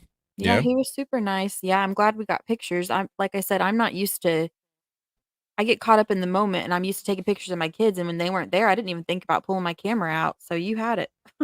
Yeah, that's my life, Stormy, because I've had 2 kids and my wife, and I've been a picture guy since I was in elementary school. I used to have my own little instant camera, or not instant, but the little 110 camera. I used to have camera and all. So I love taking pictures, and I love, I was really happy for you guys, and I love capturing all that. So yeah, it was fun. I seen Bob's jacket there too on the left. Yeah, I was there we wondering go. what was on his sleeve when I seen that picture, because I went back to make that collage and I was cropping them to kind of get the, just people in the picture that were supposed to be there.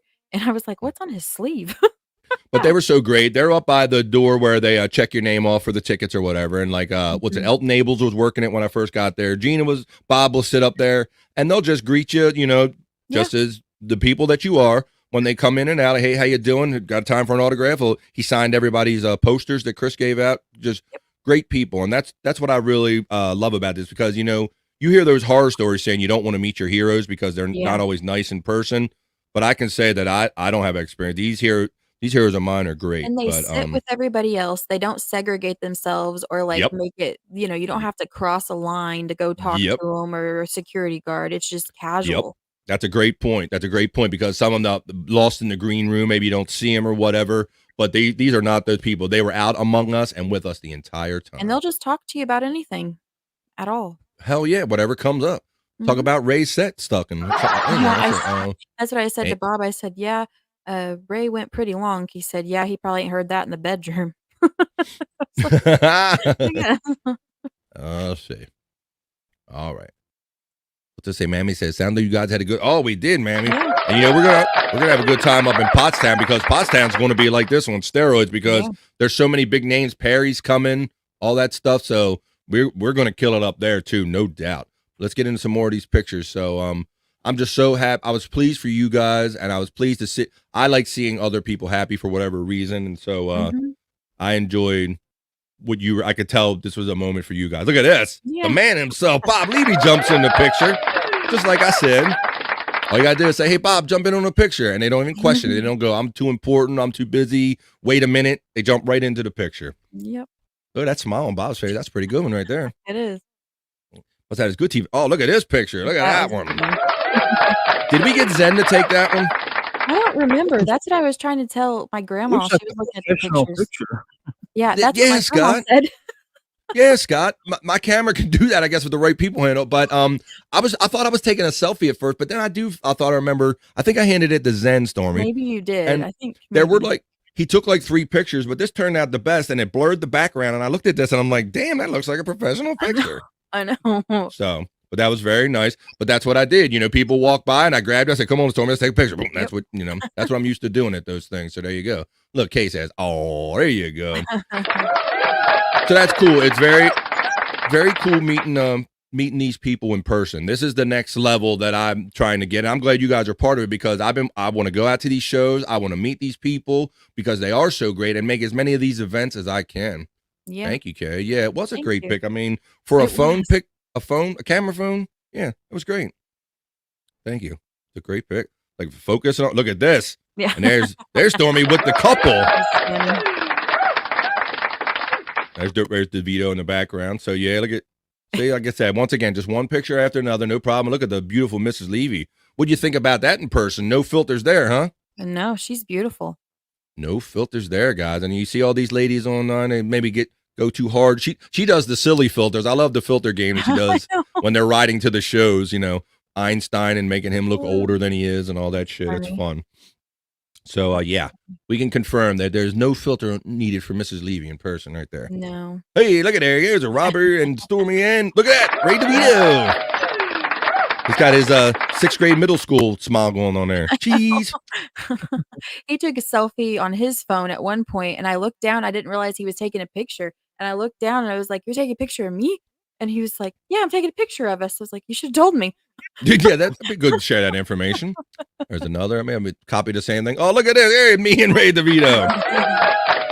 My boy Ray DeVito. I went up to him. Of course, he was disputing how drunk he was or not. He admitted he was drunk at the comedy show on BS this morning, but tried to say he wasn't drunk at the wedding. But I didn't have to confirm that. Mrs. Levy shot that down pretty well. She's like, no, you were drunk at both. So you ain't gonna get shit past Mrs. Levy saying half the truth. Oh, look at this. Look at this, Stormy. Ooh, oh, thank you. It's really cute. Look at that. Ooh. All right. So Ray DeVito, he kind of looked at me familiarly, and he's like, hey, I think I know you. And I'm like, hey, bro, what's up, dude? You did my show. He goes, oh, yeah, Barstool. Like, no, not Barstool Sports. I do Sports Heads, you knucklehead. So he couldn't remember who was who. He called your wife Stormy. Yeah. No, he called my wife Stormy's mother. He did that, too? What a knucklehead. Even Zen said, come on now, it's Stormy's sister. Come on, man. Yeah, And then he said, "Where's Stormy?" And he was talking to me, and I'm like, Right in your face. Yeah. uh, Yeah. So that's our boy Ray DeVito. Oh, and look, here he is meeting his hero. Look at this. Give me a big kiss. Look at this shit. Give him the devil horn pick with Scott. So yeah, I was snapping away. I mean, we'll go back to that one. So that's his hero. That's how he ended up getting his He gave me What'd you hell get? all night about the hat. Oh yeah. So the reason he would give you hell is because Ray DeVito is from Cleveland, and many years ago, when the Cleveland Browns were in the playoffs, they lost to Denver. They were winning the game, and they lost in like the last minute of the game, right, Scott? Right. Yeah. That So explains it too, because whenever I saw Ray, I saw him before Dad, and I told him that I said, "Scott's here," and he said, "Who?" And I said, Scott Fitzpatrick from the chat and all your stuff. And he was like, "Oh yeah, where is he?" And I was like, "Down there in the Broncos hat." He goes, "Oh." you disappointed your hero, Scott, by repping your team. Ain't that something? Damn it. But he didn't hate you too by because what did you end up getting out of it, Scott? Oh yeah, we got Don't cover up the barcode with your thumb. Cover up the QR with your thumb. How'd you lose it? You haven't moved. Oh, here it Got all those is. other props on top of it, Stormy. Look at this. Mr. Favored Boy got a free QR code to download his dry bar special. I didn't even get that. How's with that bullshit? Guess Ray don't like me that much. I'm not really interested in listening to the thing. I'll probably this is what He the more piece so of likes it as a souvenir, probably. the cool. souvenir that I bring from it's what I like. Stormy, I'm guessing he isn't too interested in that, mostly because he don't know how to work the damn thing. Probably. Yeah, I wouldn't have it. That's what I'm guessing, Scott. You got to get your phone and take a picture of that QR code. I want to see Scott do a QR code and make it work. Oh gosh. I've had no idea how to use this. Whoops. There you go. He Well, doesn't. technically, you're supposed to take a picture of that, Scott, or put your camera up to it, and it'll give you the link to the website and take you right to it. That's how it's supposed to work. Oh, So sounds easy. we Sounds got to easy. get you on camera trying that. Yeah. I want to see. Sounds simple. Yeah, Scott attempts to work a QR code. I want to see that. We were surprised that one day though when he figured out how to do his green screen. Oh yeah, he was like turning on and change a picture or something. I was what? He like jumped way ahead in the line. I'm like, wait a minute, this ain't where I knew you were technically. So let's see. That lasted one day. Yeah, best one day. You got to stick with it. You got to do more than one day, bro. Ray taking a sneaky photo of Stormy's butt? Question mark. I don't think so, but I can't be 100%. But I was facing towards him at one point, and that's what did it. But I can't don't say wanna- for sure. Yeah, I don't know what creeper pics he's got on his phone. Let's see. Ray is like a big child who drinks. That's 100% accurate, man. That's essentially it in a nutshell. Ray is like a grown ass child who drinks. So here's more pictures of it. Here is already full screen. Yeah, it's already full screen. So there's our boy Ray and Bob. Up and here we tried. So this was me. I said, hey Stormy, would you get a picture of me and my wife with the lovely Miss Gina Levy and Bob? Okay, sure, I'll take it, BF. And then all of a sudden, this immature knucklehead sticks his big freaking drunk head into it, and it turns into a unintended group shot. And I couldn't get around him because then the photographer jumped in front of me. I got some of that too. Because look, Yeah, there's I was there's trying the to big take news over top of conference. him. Yeah, there's the big news conference microphone or something. Ray's big freaking head's in there. He pushed Miss Jean in the back. I didn't want his funky ass in there. You can't I even wanted- see her. She looks like a floating head. Yeah, she's like hiding. Right. I wanted the missuses and the misters in the picture. But didn't Ray's work. drunk ass ended up in the picture, so it is what it is. I ended up here we go. Now I ended up getting a nice picture with my boy Bob at the wedding. Look at this. I had to, because Good picture. how often are we ever going to talk about or see Bob in a suit, right? Right. And then I thought, how often am I going to be in a suit as well with Bob Levy? Yeah. So I'm like, I got to get this picture. So the lovely Miss Gina Levy took that picture. So thank you, Mrs. Levy. Gina, thank you. So yeah. I would say that, did you hear that one last night? Shuli said that I look like an insurance salesman. And this Yeah. morning Zen said I look like a 70s car salesman. I'm like, what in the world? I don't know. Maybe I've just never seen a 70s car salesman. I don't get that vibe. I don't. Zen was saying I look like that. I was like you look at Italian or in the mob or something. He was saying that shit at the wedding too, you know. So this was great. It was what's that, buddy? Selling Monte Carlos. The Monte Carlos. Yeah. So So I had to get that. Like I said, once again, great people. All I had to do was walk up and say, "Hey, Bob, I want to get a picture." Hell yeah, sure enough. Handed the camera to Mrs. Levy, and there it is. So they're just great people. Bob was so cool with me. I totally soaked in. Bob like all weekend. Like anything he said, if I could be not, I wasn't trying to be up his ass as much as Ray was. But, You soaked in. You just got to soak in the whole entire experience in the moment. You have to, because I mean, how often are you going to be there in those circumstances? Yeah, and this is why I say I'm real fortunate because Chris has pulled me into this world and made this possible that I can be in a suit standing next to Bob Levy at a wedding taking a picture. So, these guys are just great. Everybody knows that Bob's no secret. Bob's a comedy hero of mine, and he's always very complimentary of me. So I just love this guy. So, but last night this got out. We'll talk about some of the fun screen stuff that they did with Ray with his wedding dress, way he dressed for the wedding. But our friend Terry Nee, shout out Terry Nee. Or tyranny, I'd like to say. Let's see. Law says Bobby Fran getting his picture with the Godfather. Nice, yes, bro. Terry Nee, who we see in a lot of chats, he's one of the many birds that annoys Bob. He had a little fun with this picture last night, and I sent it to Stormy. I'm gonna play it for you right now. Check the. Oh, wait a minute, where'd it go? I had it right there. Oh no, I got it separately. It's in my. Hang on. Let me stop sharing that one. Share this one. This is it. So our boy, shout out Terry Nee. I'm gonna make it big screen. And he did something fun with this picture, and I think you're gonna like it. Like that. Here it go. Check this out. Now, me and Bob, we after as the wedding started, I said, me and Bob's gonna get together and do a little duet in honor of the bride and groom. So we stood out here before the picture. And we sang them a little.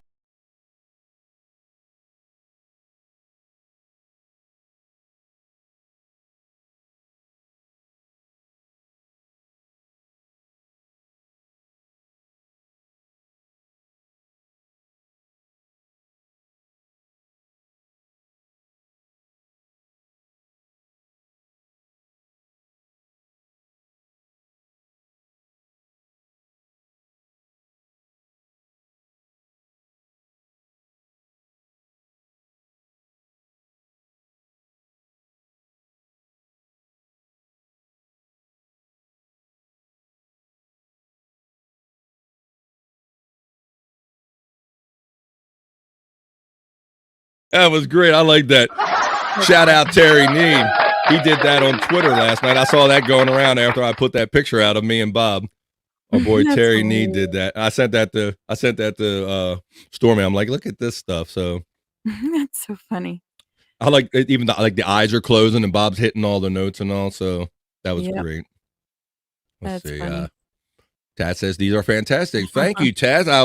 I'm hoping that this is our way of kind of sharing this event with the fans that are like us. They were kind of really curious, like, hey, what does go on at the wedding and some of the inside stuff. So I'm happy to share this with you. And let's see, is there any truth to that they're real people and they're not snooty or anything like that. They're just nice people. It's amazing. People have to grasp. It's hard at first too, but it is. And I think I drive my wife nuts with this because I've said many times to her, aren't they great people? They're really great. And she's like, yeah, they're great. Like they're people. And then I'm like, because of what we talk about your heroes can be standoffish or they can be odd. And I'm always so pleased that they're not like that I say it over and over again.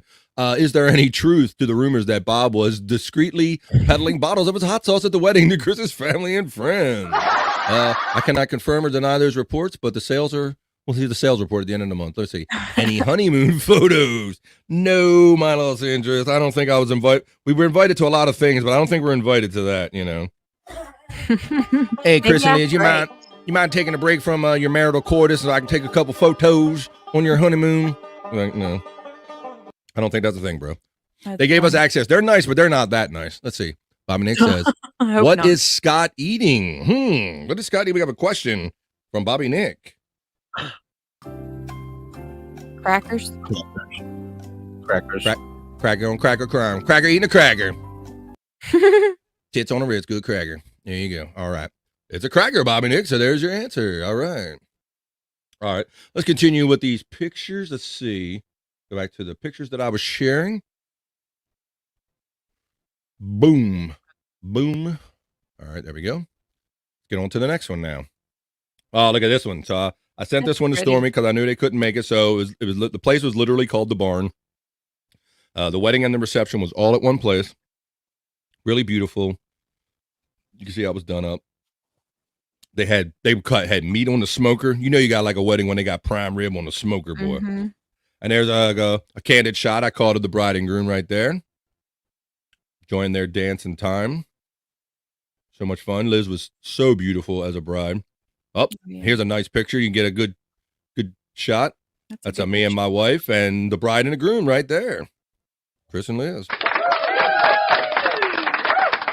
you can see the place was all just beautifully lit up. Just a beautiful ceremony. Great people. I mean, just a great time. There it is. Look at that right there. Liz and Chris's wedding. And I know Stormy has some of these, and I'll share some of these those collages that you made, Stormy.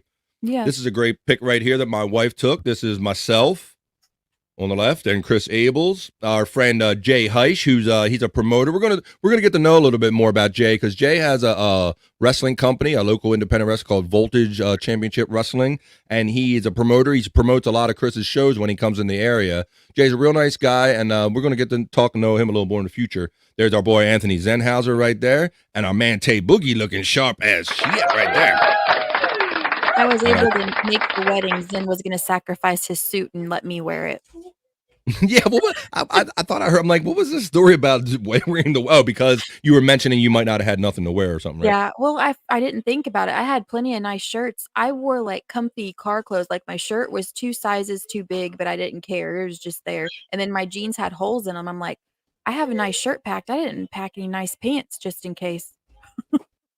Yeah.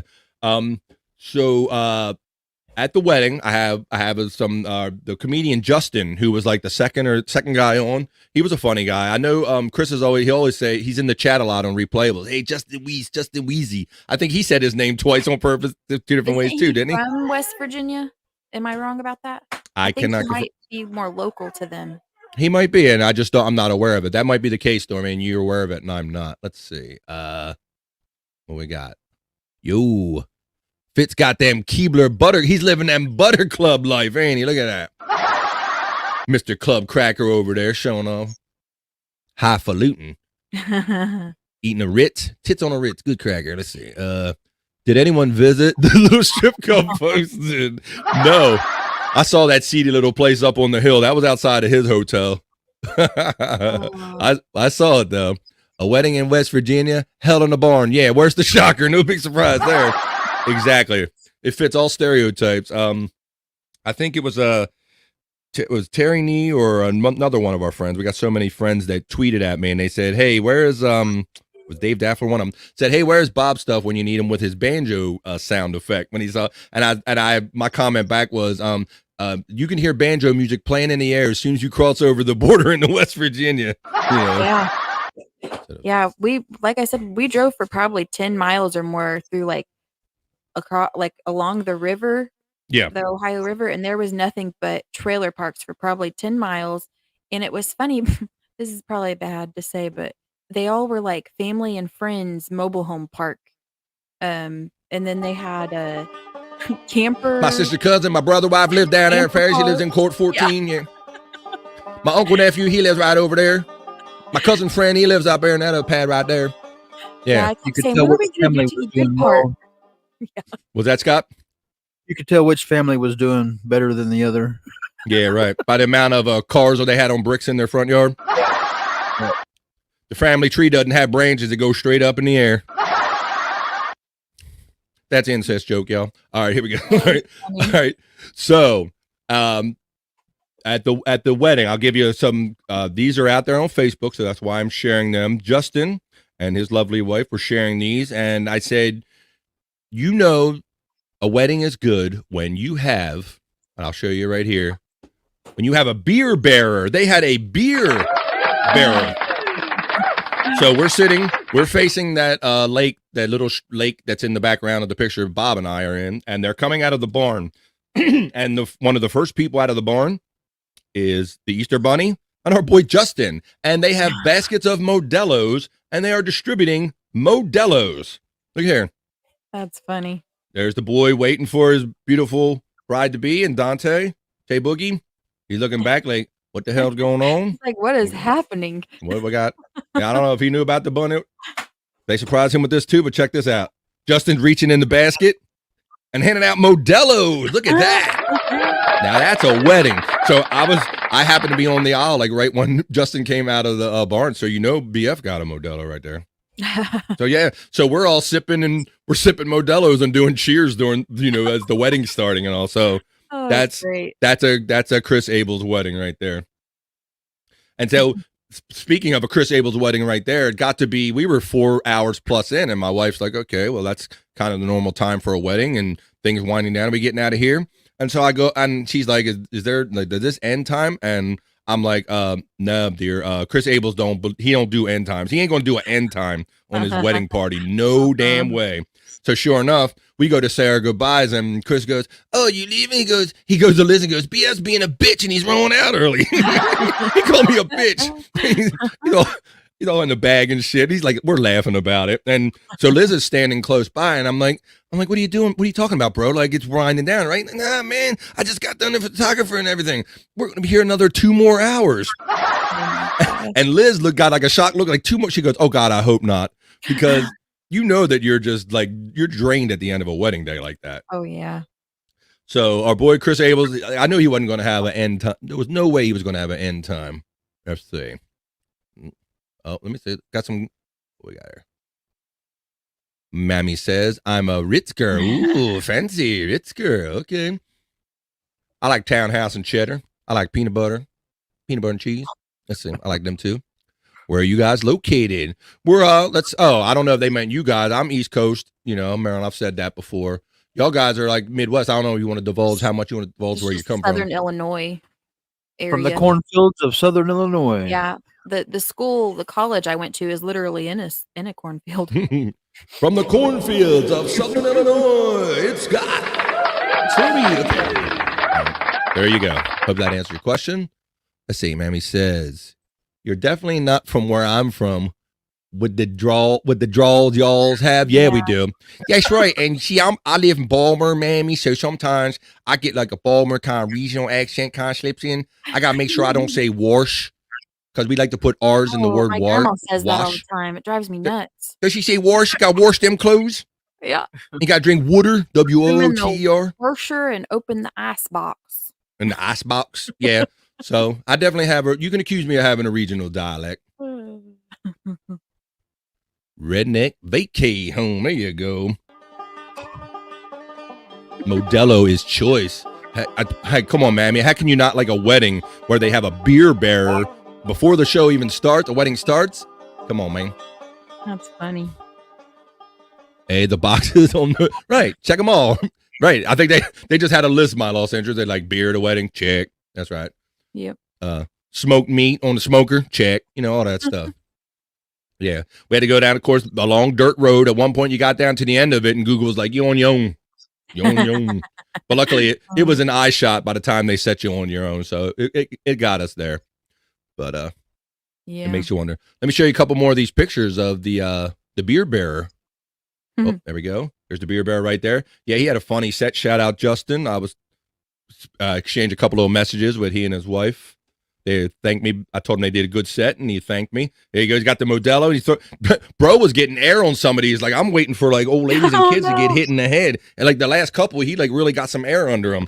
But everybody successfully caught him, and no one was hurt in the distribution of the Modelos. That's Justin and his lovely wife right there. Shout them out. They had like a nice picture booth, and this is their pictures. You could take 4 pictures, and they gave you a little strip to walk away with, and then you put a strip in the book, and you like wrote next to it. So they had like an instantaneous kind of memory book right there, Stormy, and you could type in your phone number, and they text me the pictures too. It's amazing, amazing little photo booth right there. I won't share too many of his personal pictures, but there's Chris and Justin right there. Shout out. And there you go. There's so that's the end of those pictures. So there you go. So thanks, Justin Weesey, for those pics for the behind the scenes for people that didn't get to go. Put them out there like that. Let's see if I got anything else to share with y'all. We shared that. Shared the Bob thing. I think we're getting ready to get into the meat of the program. I think I've shared everything. So let's stop sharing that. All right. So that was it. So before we get into it, overall, how did you like the weekend and the whole experience, Stormy? What is your last observations about any of this? I want to do it all over again. Yeah, very good. That's what Mrs. Levy said. She wasn't even home yet. Shout out to lovely Mrs. Levy. She was so nice, and we were exchanging messages back and forth about how much fun we had just hanging out casually and talking. And she was like, she said words to that same effect, like, I wish we could do it all over again. So, and you could tell Bob today, Bob was kind of mellow, and he seemed like he had like a nice kind of Yeah. vacation. He wasn't like all keyed up. He was like, nah, it was great. Everything was wonderful, you know.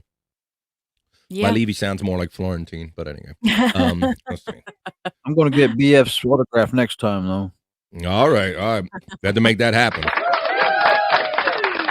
We'll have to make that happen.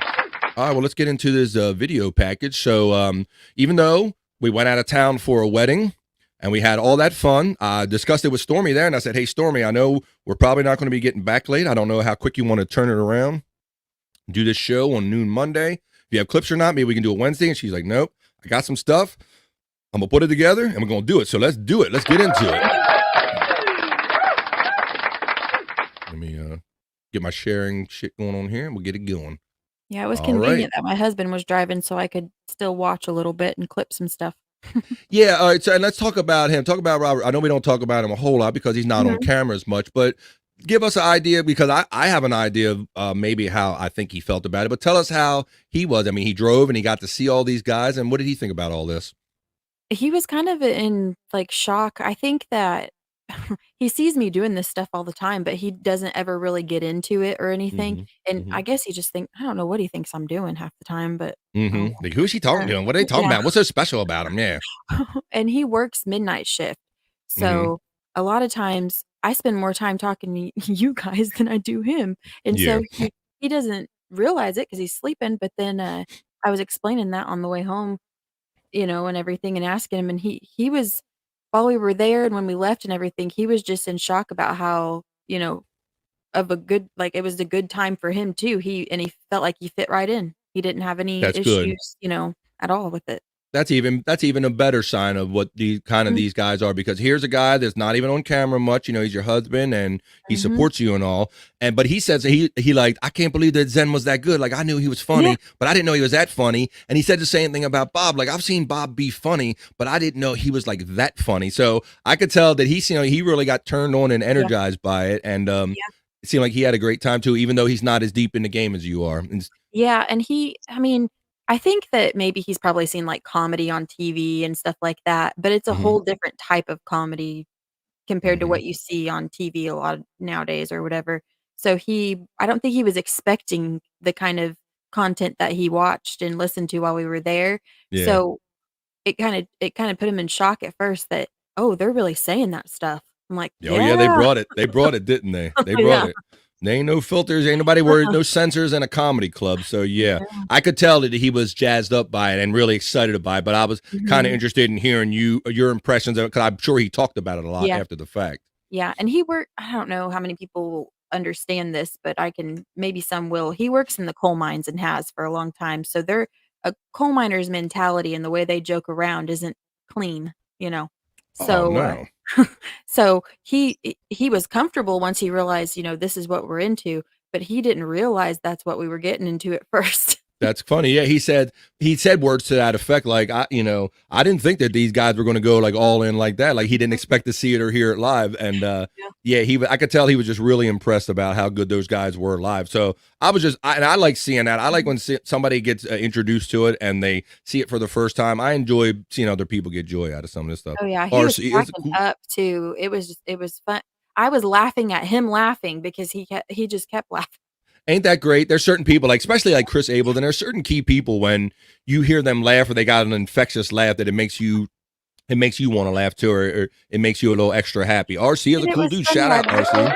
I would look over and your wife was sitting on the other side of him, and I'd look over and he's cracking up, and I'm thinking she has to be looking over at him thinking he's crazy for laughing so much because he just cracked up.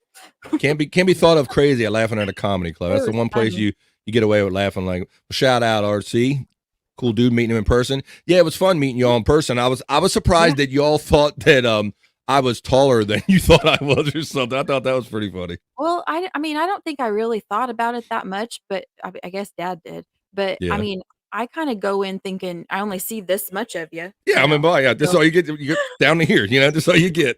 yeah, but I mean, I will say that I didn't expect Bob to be as tall as he is, but I've heard people talk about it, so it Mhm. kind of set in. But yeah, I He's in mean, good shape too. He's yeah, in good he shape. actually is. Yeah. So I had to explain to RC and maybe some of y'all that I'm from a family of 5. I'm the youngest of 5. I had 2 older brothers, 2 older sisters. My 2 older brothers are over 6 feet tall. They're like 6'3", 6'5". So my impression of myself growing up is that I am short. I am a runt. I am not up here. I don't have to duck to get through door frames.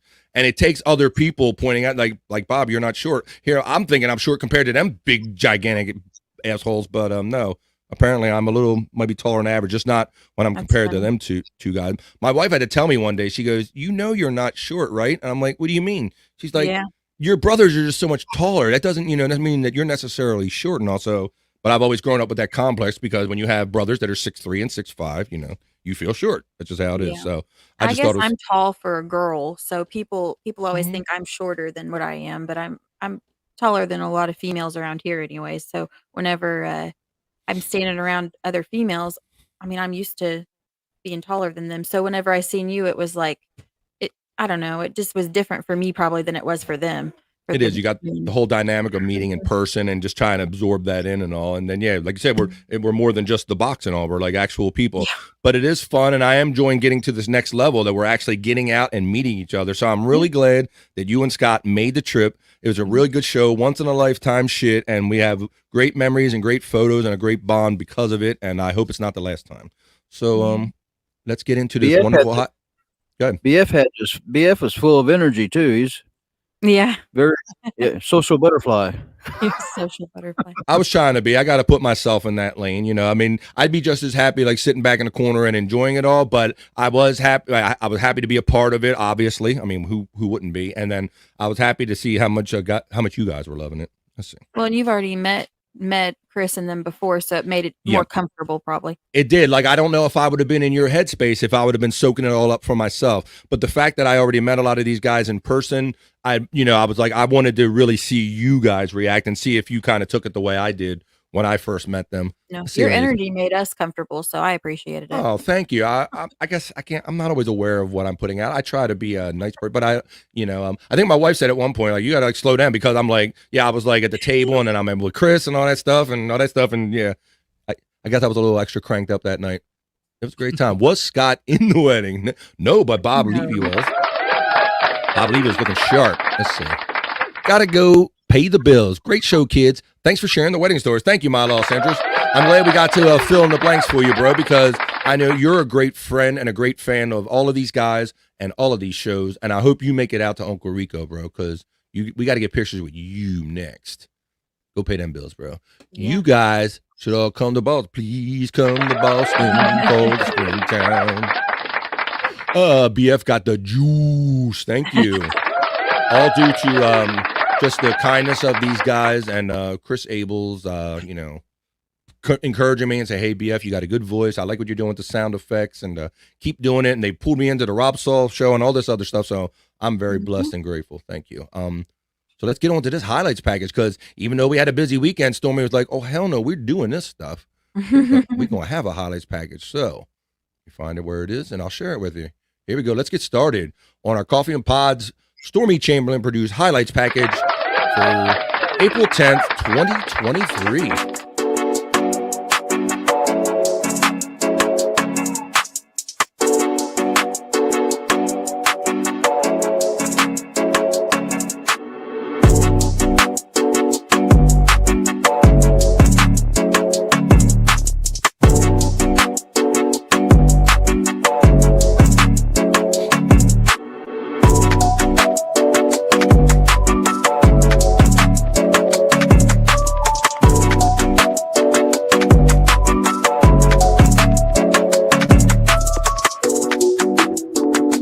You did great with that.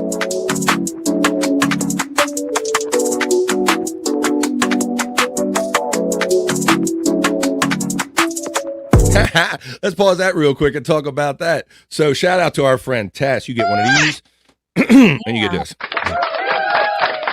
So I don't know that Stormy noticed this right away. So for those you don't know, most of you should know that Taz is a great artist, and she draws many of her favorite podcasters. And so when I first got into this podcasting, I would see Taz sharing these, like, I'm watching this one and I'm drawing it. And I thought, what a really cool thing and a really cool honor. And a few months back, I was totally blown away when I turned on Facebook one day and I saw Taz drawing a picture of me and Bob Levy. I don't have it ready to share, but we have this one.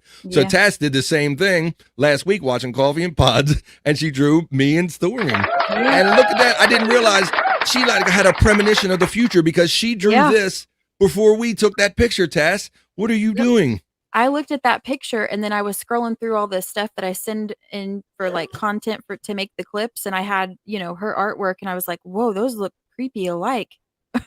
Taz, I mean, and you put it together. I mean, Yeah. until you just put these two together like this, I didn't put these two thoughts together. Of course, I knew Taz did the great drawing. So last week, Yeah. I think Stormy might have been busy with the kids at that time of the day, Mhm. and Taz posted it, and I didn't see Stormy react. I'm like, hey, Stormy, did you see that you Yeah. got drawn as well? And so later on, when she saw it, she was like, oh my God, this is great. I love this and all. And so how did Taz know that we would eventually take this picture together? That's creepy, Taz. Crazy. Creepy. Cool. But shout out. So you've made it, Stormy. When you get drawn by Taz, you know that you're an official podcaster. Yeah, There it's you go. awesome. Look at that. Taz is psychic. Artist Bobby. and she's psychic. Let's see. Look at that. Ha ha. There you go. There she is. Thank you. Look at that. You predicted the future. I don't know what you got going on over there, but let's keep it rolling. Thank you for that. Oh, there he is. He got moves like Stagger. Shot's got it. Some days I say he's doing the Michael J. Fox dance.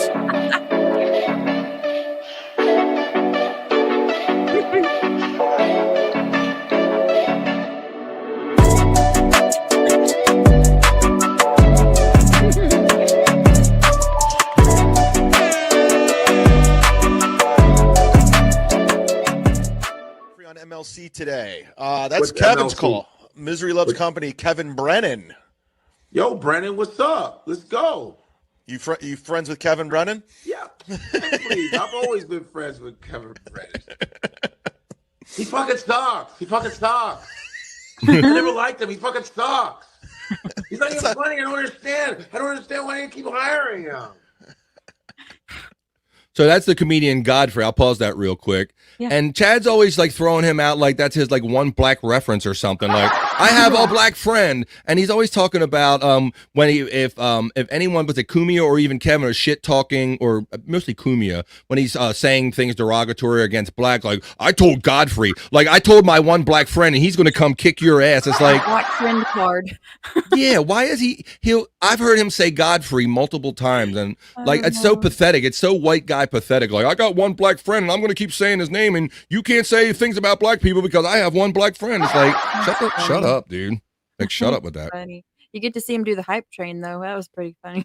Oh Lord. Let's see. Let's check out a couple comments here. What did Tess say? Yeah. It's weird how alike those pictures are. Oh, look at that. Mr. Reverend Levy doing his Frankie McDonald dance. Yeah. Yeah. Tourette's dance. I don't know what that is, Tass. Let's keep this rolling. It's funny. Oh, coming on this train. Don't mind it. Thanks, Chad. They Yeah. can't talk about you. Enjoy. You can't Hype dance this train. way in front of a brother. It's against the law. I love this song. And then I'm gonna bring in the solid gold dancers if you're cool with that. Let's bring them in. Gold-plated dancers with your funky ass. Oh, yeah. That's Soul Train dance. Look at this. Woo! Hype train. Hey. See, that's how you dance, Chad. Hey. Get in those steps. Yeah. Yeah. Soul Train. That's We got Godfrey on the hype train. That's Soul Train right there, baby.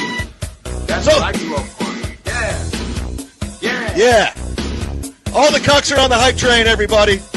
You The know, hottest thing on the internet. this is the only way Chad would Woo! ever get close to Super chats. Soul Train Yeah, dancers. Godfrey's on the hype train. First.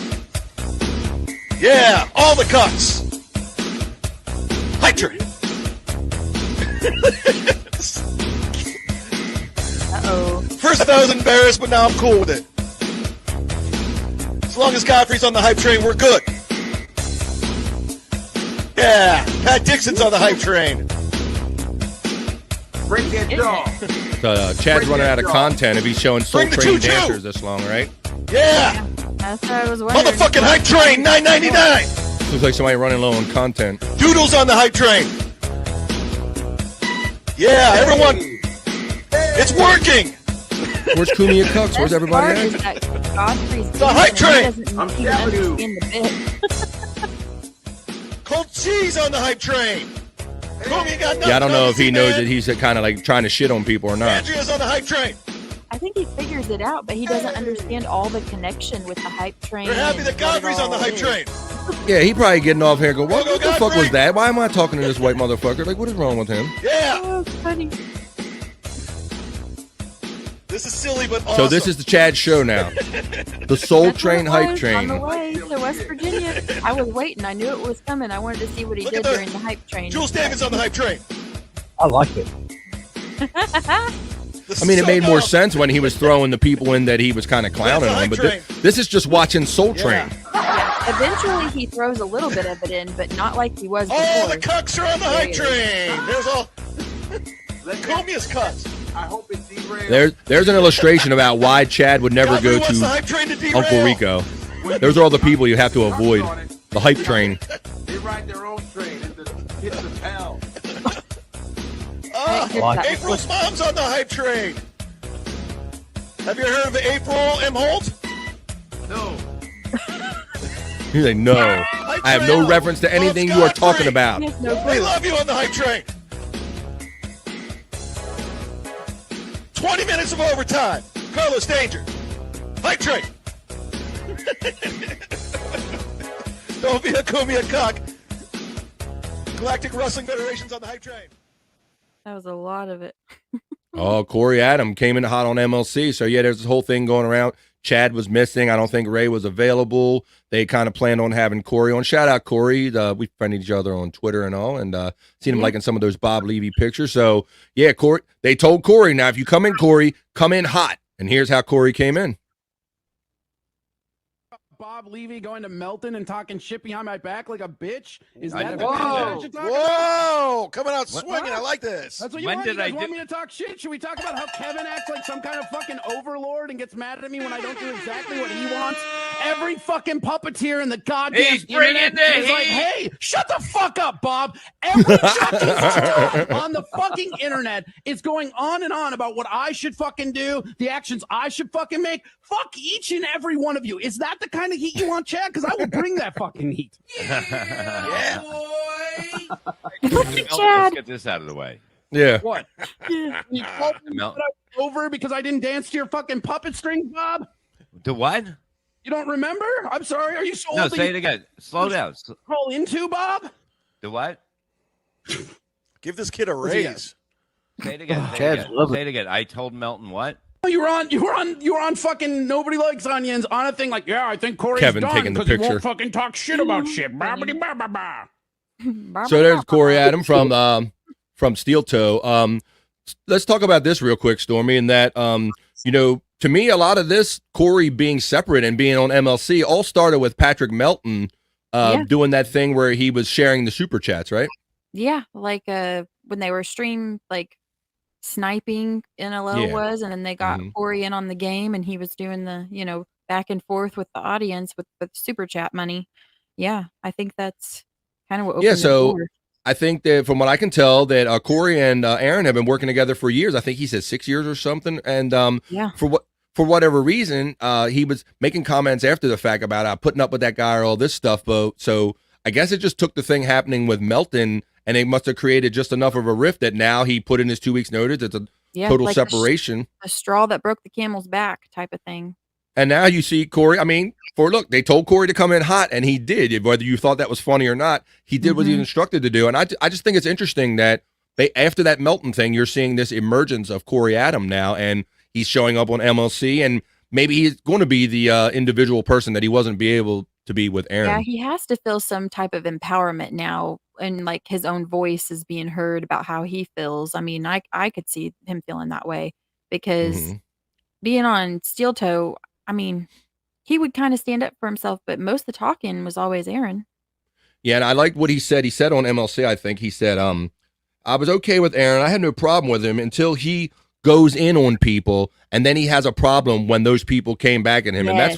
that is exactly what we have talked about. Yes. You know, is Just that it's confirms okay. our feelings that we're not the only ones, and Right, somebody so that here- close to Aaron feels that way, then that's definitely confirmation. Yep, that's right. That's a guy that sits on air with him every day, and he said, I can't deal with a guy that goes after people, but then kind of turns tail and goes, "Yo, God, you guys can't say that," when he gets it back. And we've talked about that exact thing. Yep. So shout out Corey Adam. I mean, good luck to you and whatever you're doing after Steel Toe and on. I'm sure the boys are going to have you on MLC. We'll see you there from time to time. Mm-hmm. Let's see. We'll keep this rolling. It says someone wants to make up with Chad.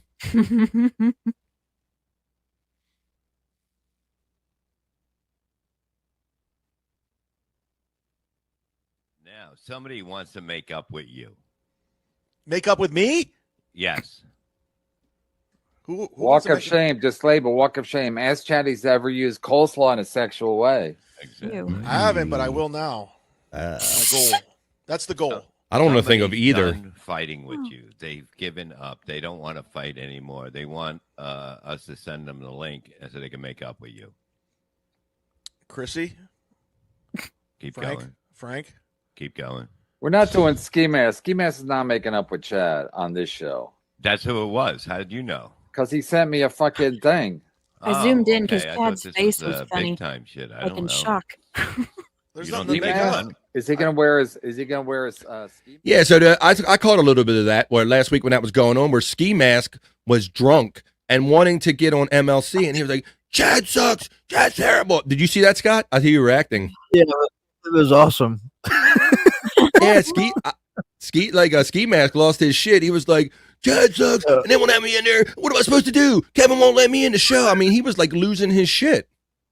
He wanted to get on there and make things right with Chad, though. Yet he has a show called Sad Chad or whatever that he does, making fun of him. Is he gonna? Yeah, I'm sure Part it's of gonna the be show? some ambush.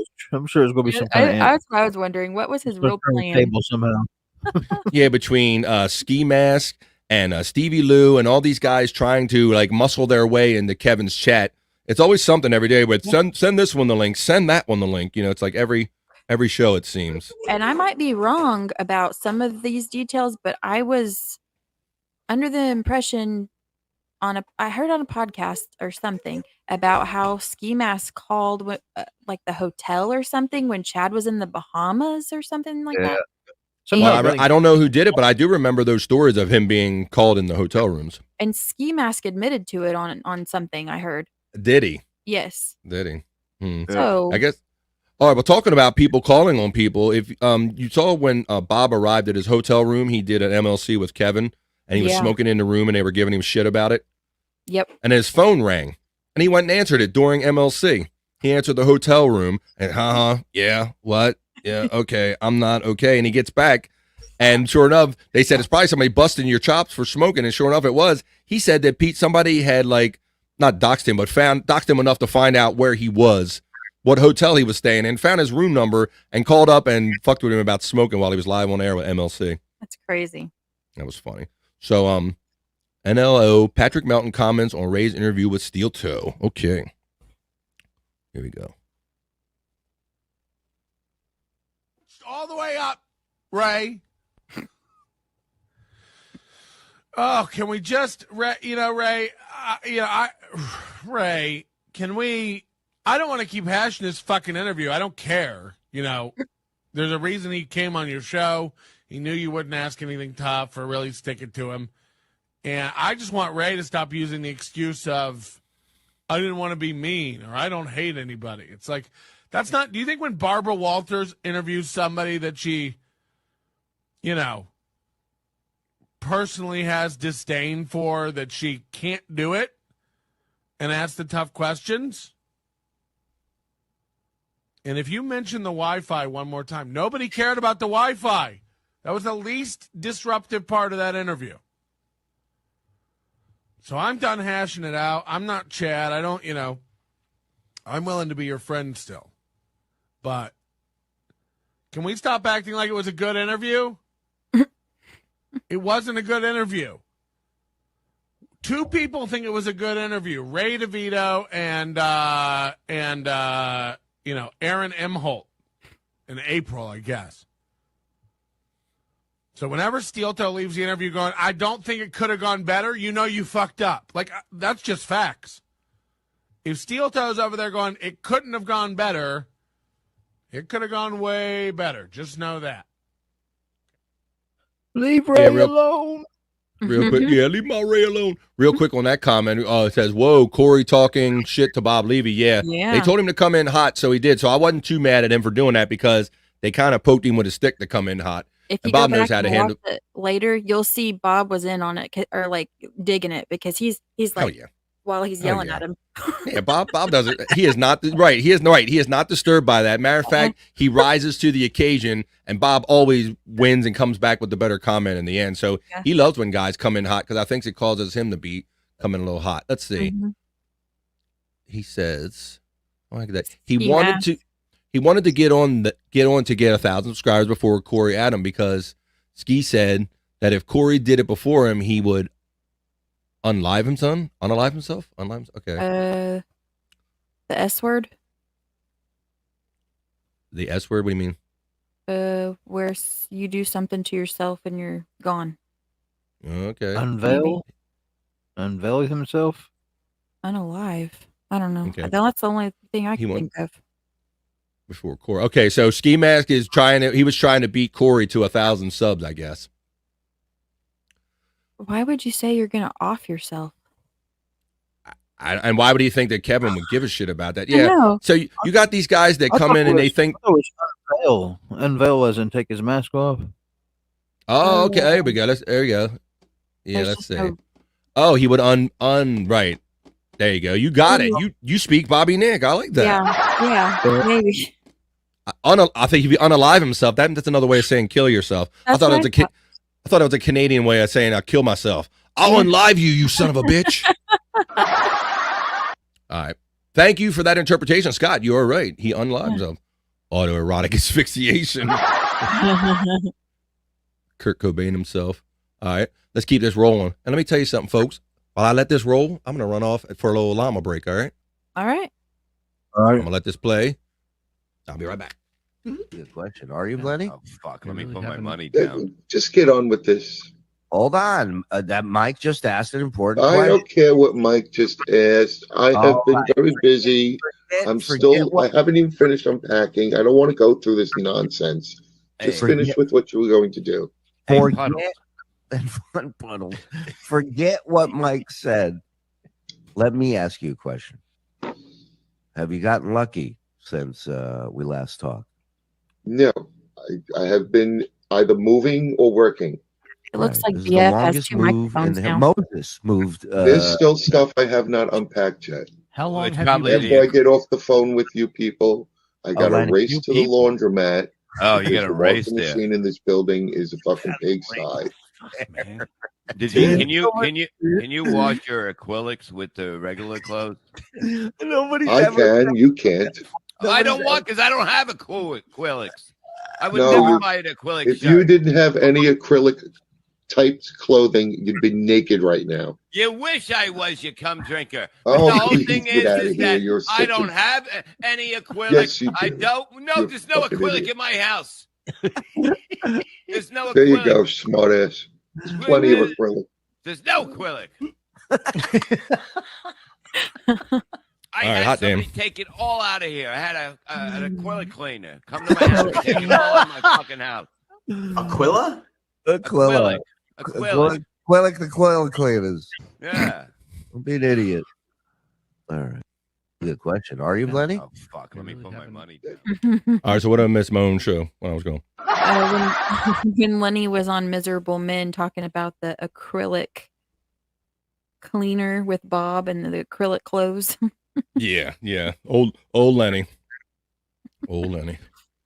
Let's say, okay, NLO. Patrick Melton's opinion on Bob Levy's dancing. Well, this should be funny. I know I said he looks like he does the Michael J. Fox when he's doing the BS show in the morning and he's like just fucking flailing himself. Let's see what Melton thinks. I mean, he moves like that blow up doll that Kevin McAllister had in the shower. Remember that song Cool On Home Jerk? Alone. Cool Jerk. Cool jerk. And then the clown is in the shower doing this. That's how Bob Levy moves on camera with a cigarette. Someone's controlling his arms with sticks. It's like a puppet. There it is. The little fellas want to speak. Hey, hey, on their faces they wear a silly smirk because they know I'm the king of the cool jerk. Now, did you put that in or did Melton do that? I think Melton did because it was on a clip. Okay, I was wondering. All right. Yeah, but it was perfect. Okay. All right, and this says, "Wait a minute. Who could Ray be talking about?" All right. See what you got. Kevin Brennan's hilarious. Bob Levy's hilarious. It's not them, but some of the other people involved in this podcast stuff. I'm not going to name names, but like they're never going to make it as they don't have the chops as a comedian. So doing this drama thing is the only thing that their name can stay relevant in something. Like if it has to go joke for joke, they're not going to hang. They're just not going to, and they know that. So the only thing they do is push into this over the top drama thing because like this Real Housewives of podcasting thing. And that's not, you know what I mean? Like that's not, you know, like I still have to work the road. I still have to do funny bones. I still have to do improvs. I still have to do stuff. So I do tend to, I don't know how I should feel about this, but I agree with Ray on that. And I've said it before. I believe that the drama is a means to keep all these super chats up and to keep this whole train rolling. And they're totally distracted from being funny anymore. And I do think that one takes away from the other, that when you're doing the drama thing, you're probably not being funny as much in writing effective jokes. Yeah. I don't know if Ray didn't want to mention names because of the Tampa papers and they're not supposed to mention Chad's name, all these podcasts with that agreement or whatever. They're not supposed to talk about Chad. Okay. Go ahead. Finish up. Prior to that, he said Kevin, Brennan, and Bob. So that only leaves you one other person to think about. Okay, well, I'm going to admit something here because I had a busy week and weekend leading up to thing. I am not totally keyed in on the Tampa paper thing, and I saw Nick, and I saw a couple references to it. So tell us what you know about these alleged Tampa papers and what it involves. So Cardiff Electric, Why Do I Podcast, the BYB Boys, I think Aaron from Steel Toe, Ray DeVito, and there's some other ones too, but I can't remember all of them. Maybe Stevie Lou, but he's part of that BYB kind of group. But a bunch of different people involved in all this community and these shows. I guess they made an agreement for 2 weeks, and there's these clauses in this contract somebody actually put together where they're not supposed to even mention Chad for 2 weeks.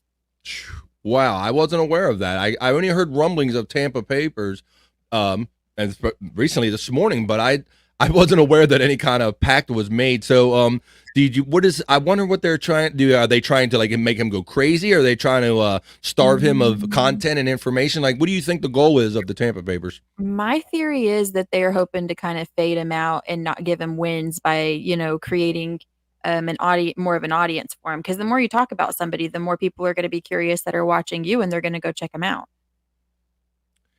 Yes, I just hear and I know that people have been sharing screenshots and talking about how Chad's patrons are going down, and they're kind of checking it on the regular. They were up in the 200s maybe, and I understand maybe they're below 200 and falling kind of precipitously from what I understand. Yeah, they were falling down, but I don't know. I think that with that kind of thing, I think it'll go up and down all the time, but I think he did have a drastic fall in numbers for a second. But that's kind of expected whenever you did that whole black eye thing. Yep. Yeah. Well, because even his best fans didn't appreciate being fooled like that and giving money and having giving him sympathy. Yeah. That wasn't necessary. Let's say moves like Jagger. I say it's moves like Stagger there, Bones. Let's say Chad. Yes. Yep. Thinks Bex puts the dance thing to get the dance thing, Soul Train. Okay, I seen somebody share a clip, and I just took and recorded the Soul Train I don't know if that's what she meant or not. That's what I got out of that. The dance thing together. I think she might be talking about the Bob Levy doing the dance with Melton, because I know Bex watches Melton a lot, and I didn't get to watch that full episode, so that might be where that come from. But I know that I've seen it. And this is Bobby Nick's comment on your Tampa Papers. I think you got the assessment just right, because I saw him saying that he can't speak because he's part of the Tampa Papers, and I didn't quite know what that meant. That's kind of interesting and funny that there'd be a concerted effort to not engage Chad and to really, because look, you can see, I mean, the hype train was basically a lot of the just Soul Train. You can go on YouTube and watch the Soul Train yourself. You don't need Chad for that. Yeah, I think it's a silly way to handle it. But I think it's just more content for them too, and just funny, haha. But funny to try, because I don't know how many of these guys can survive not talking about Chad for 2 weeks. I don't know. Well, just like that, it was hard for for Ray to not mention his name in a roundabout way. He kind of has to sometimes. Okay, so it was Bex that did that one with the Home Alone thing. I seen somebody. Okay, shout out Bex. So I recorded that because it was funny. Shout out Bex. She's out there, Zen's producer, out there clipping and doing her thing all the time. Bone Loads, Tampa Papers. Is that like the X-Files? Yeah, very good. Yeah. Maybe. But so that's that. So we're caught up with the comments, and let's see. Well, look at the next thing. It says Corey Adam coming in hot again. Yeah, I seen this last night. All right. On Win by 2 Radio in the paint. Let's go. Right here, yeah.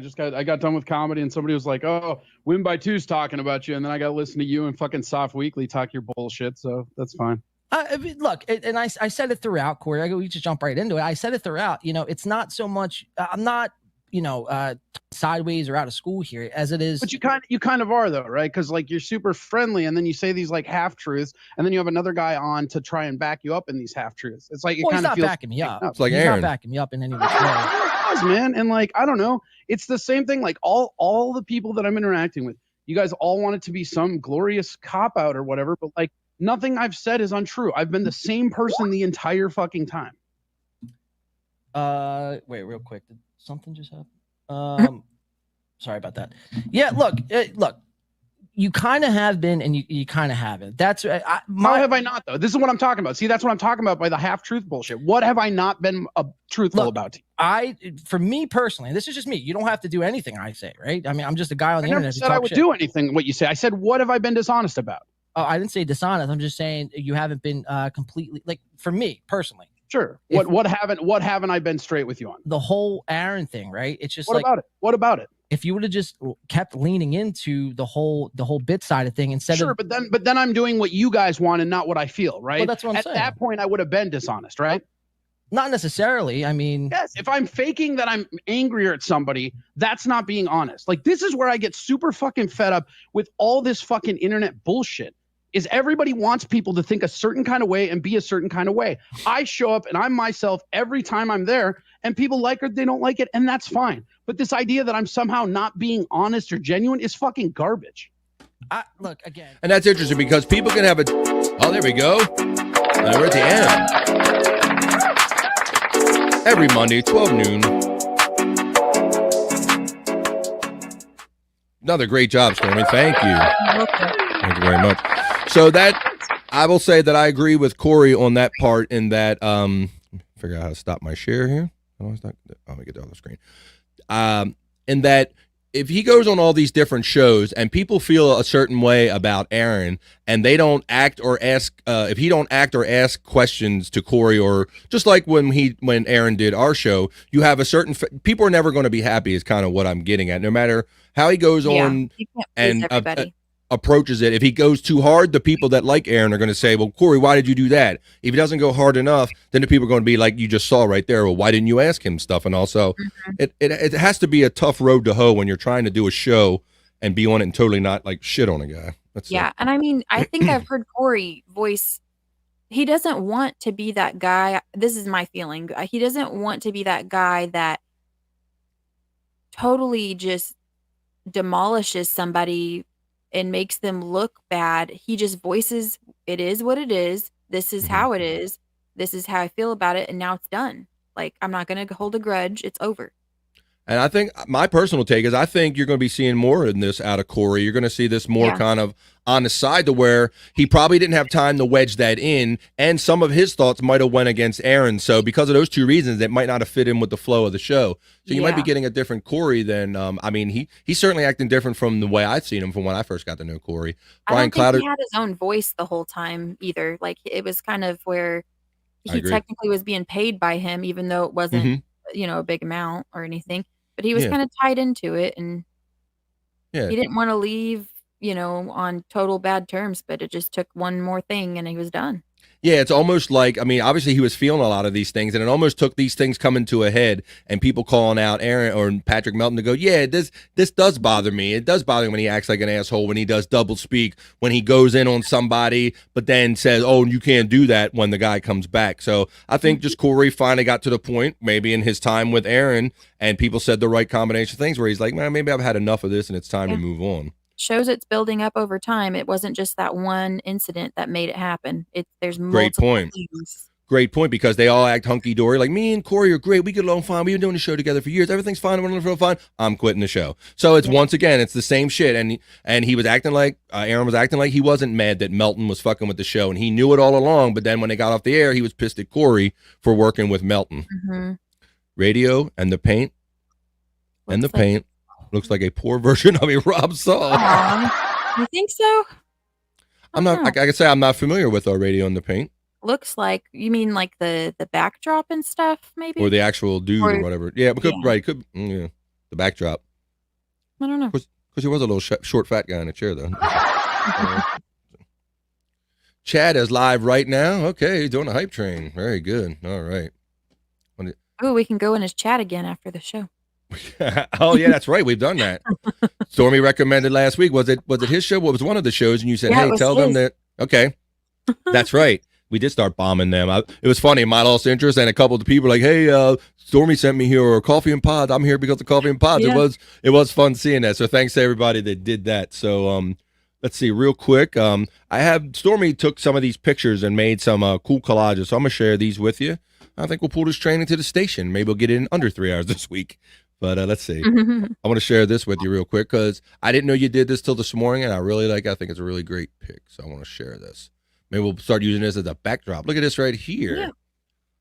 She just took all the weekend photos and kind of put them all together in a nice collage backdrop. So maybe we'll share that on our socials, and we'll put it in the on the Facebook group, in the Armchair Comic /Sportshead Facebook group. So yeah, you can check us here every Monday at 12 noon p.m. Eastern time on YouTube and the Armchair Comic channel /Facebook group on in Facebook.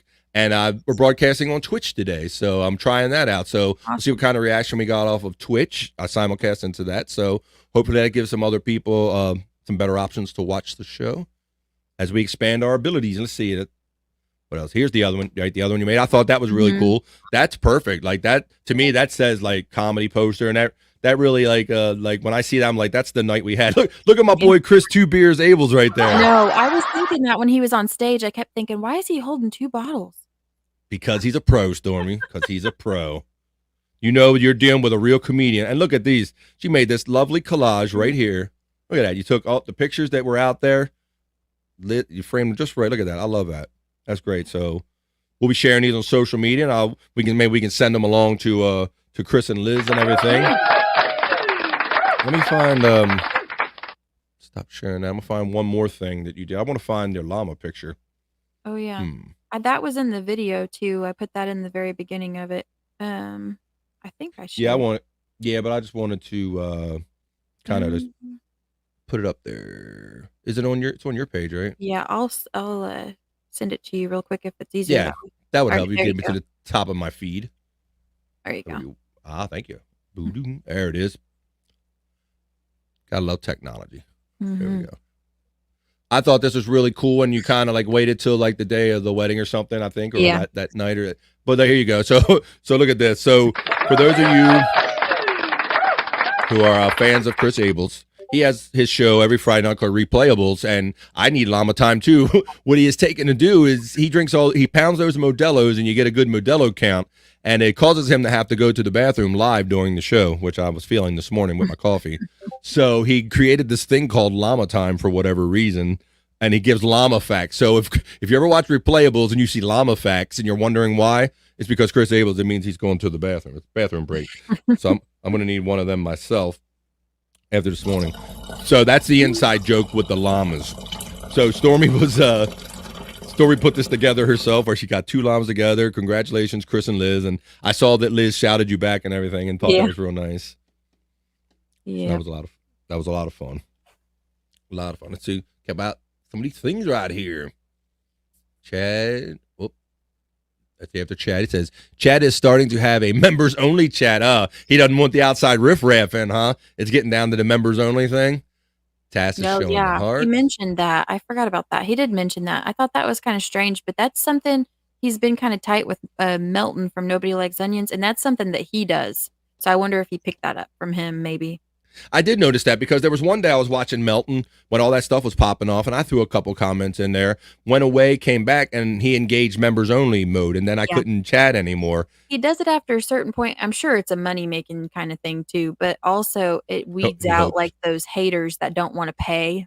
That's what I think when I see it. I'm like, they're really just trying to weed out the people that are just coming in there saying shitty stuff. Yeah. Hey, our boy Chuck checking in. We always appreciate Chuck. He says, thanks, gang, for keeping me company at work this afternoon. Yeah. You're welcome, buddy. Glad we could be in your ear and be with you and be your friends, man. Get you through. Maybe you don't have to concentrate on what you're doing. You can just get through the day and listen to us. Use that as your Facebook banner, not the profile picture. Talking about the llamas, maybe? Or the collage. Oh, the collage. Yeah, bro. Yeah. Good point. Good point. Yeah, we're gonna be definitely incorporating this stuff. Stormy makes things so fast, we can't get them up fast enough. So thank you, Stormy. Have a good one, guys. Love chus. Yeah. We love you, Chess. Thanks for all the support and the drawings. I love seeing you out on social media and Twitter having interactions. Yeah, next time I need a psychic reading, I know who to call. No doubt. What kind of picture are we gonna take next? Why don't you draw that and let us know? But there you go. Brian Clauder says, I follow you on Twitch. If I see you account. Oh, yes, I did see Hockey 101, and I did think that was you, bro.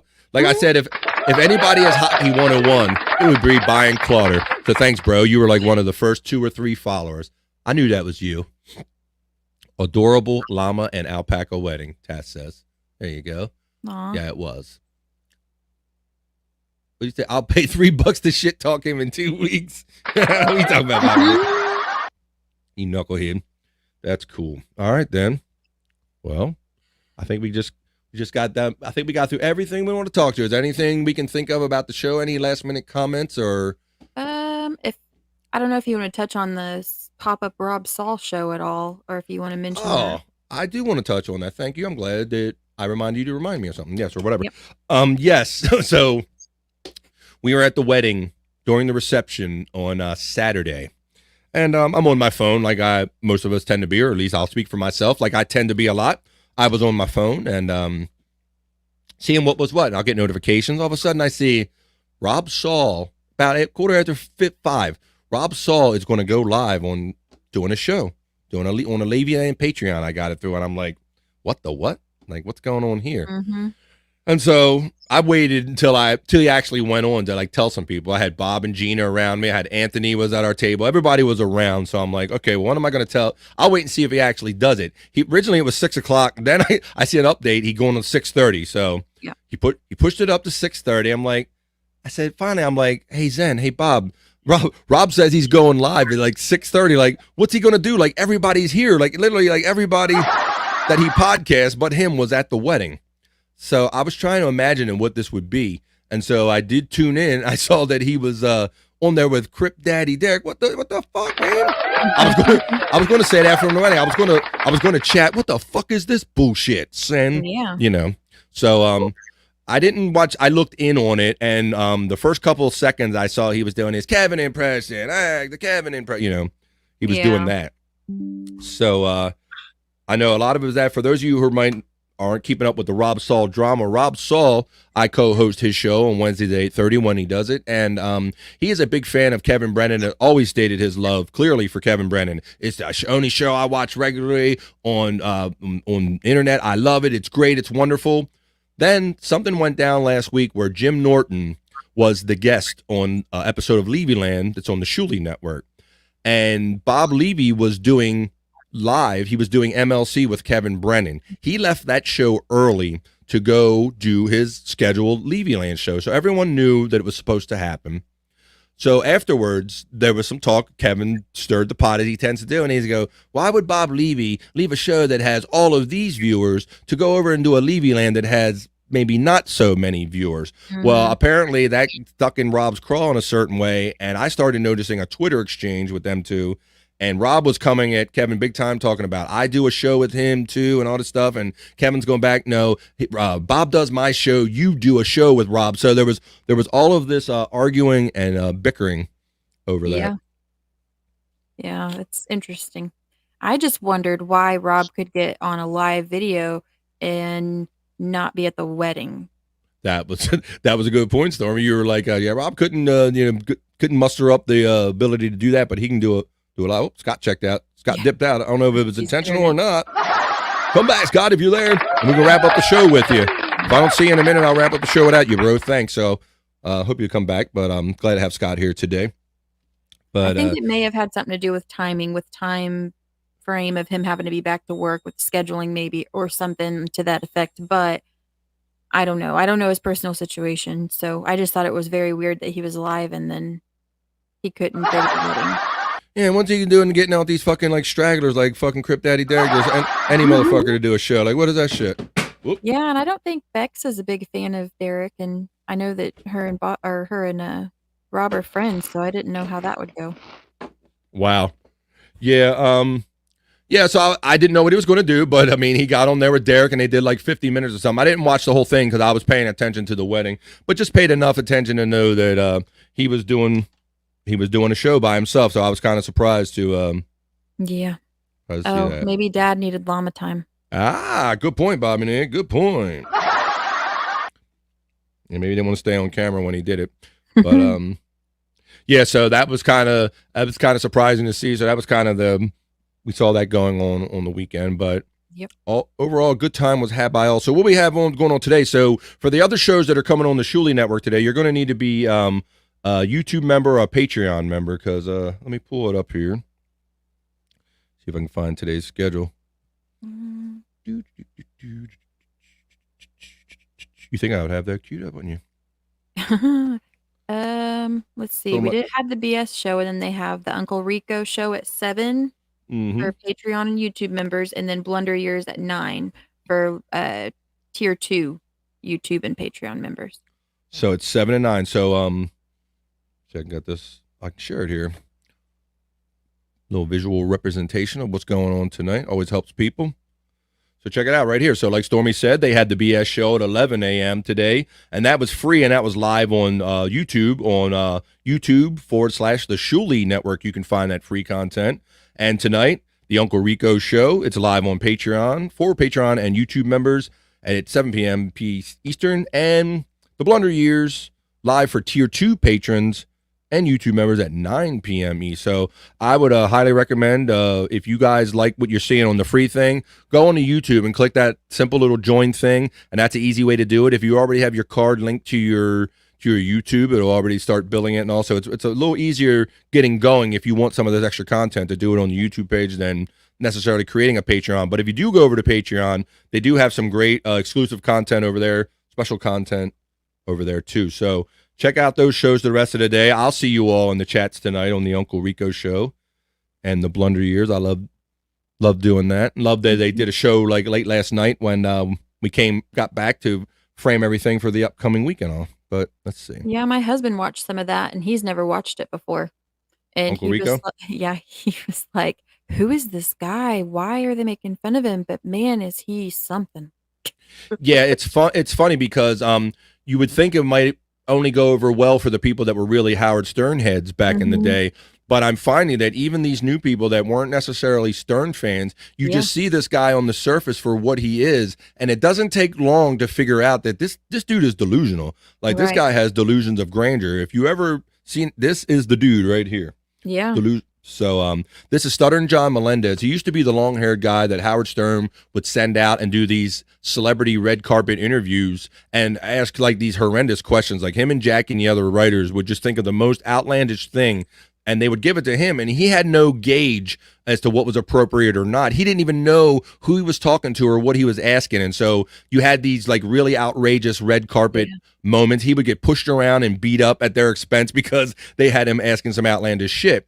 So based on these delusions of grandeur, he is now just currently, he's never let it go. He is still living in the past, like, I did this, I did that, I was great, I did that, much like the Uncle Rico character in the Napoleon Dynamite movie. So for those of you who might not get why is it called Uncle Rico, I hear people ask that every now and then. Yep. That's where the name originates from. He's like that Uncle Rico from Napoleon Dynamite who still thinks that he's got it, and I'm still that high school quarterback guy, and I'm living in the days of when I was actually good at something. So yeah.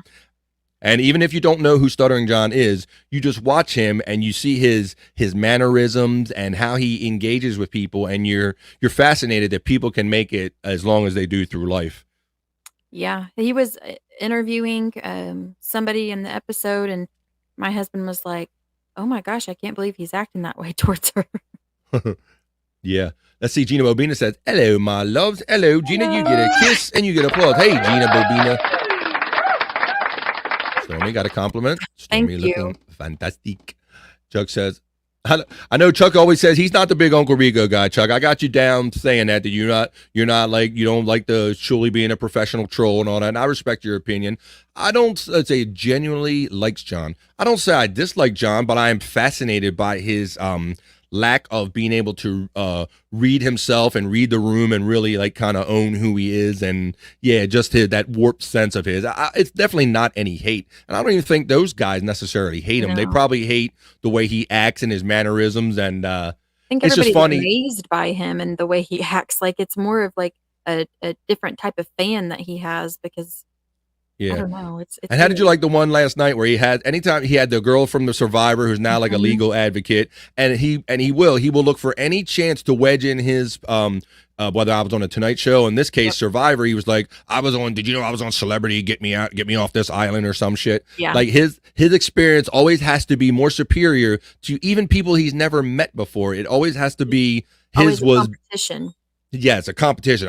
You did Survivor, and like she busted on him. She said, "Bro, like I did 39 days. You were basically." She didn't say all of this. She said I was on the island for 39 days. And what we know is that the Celebrity Get Me Out of Here or whatever was basically, like they said, a lot of celebrities that were just put together, fed a lot of alcohol, and they hope to get some drama out of them. So to think that they're even comparable is hilarious. But he looks for any opportunity just to wedge just a past achievement into a brand new interview. And this girl was so young. He was like, "Did you see me on there?" And she was like, "No."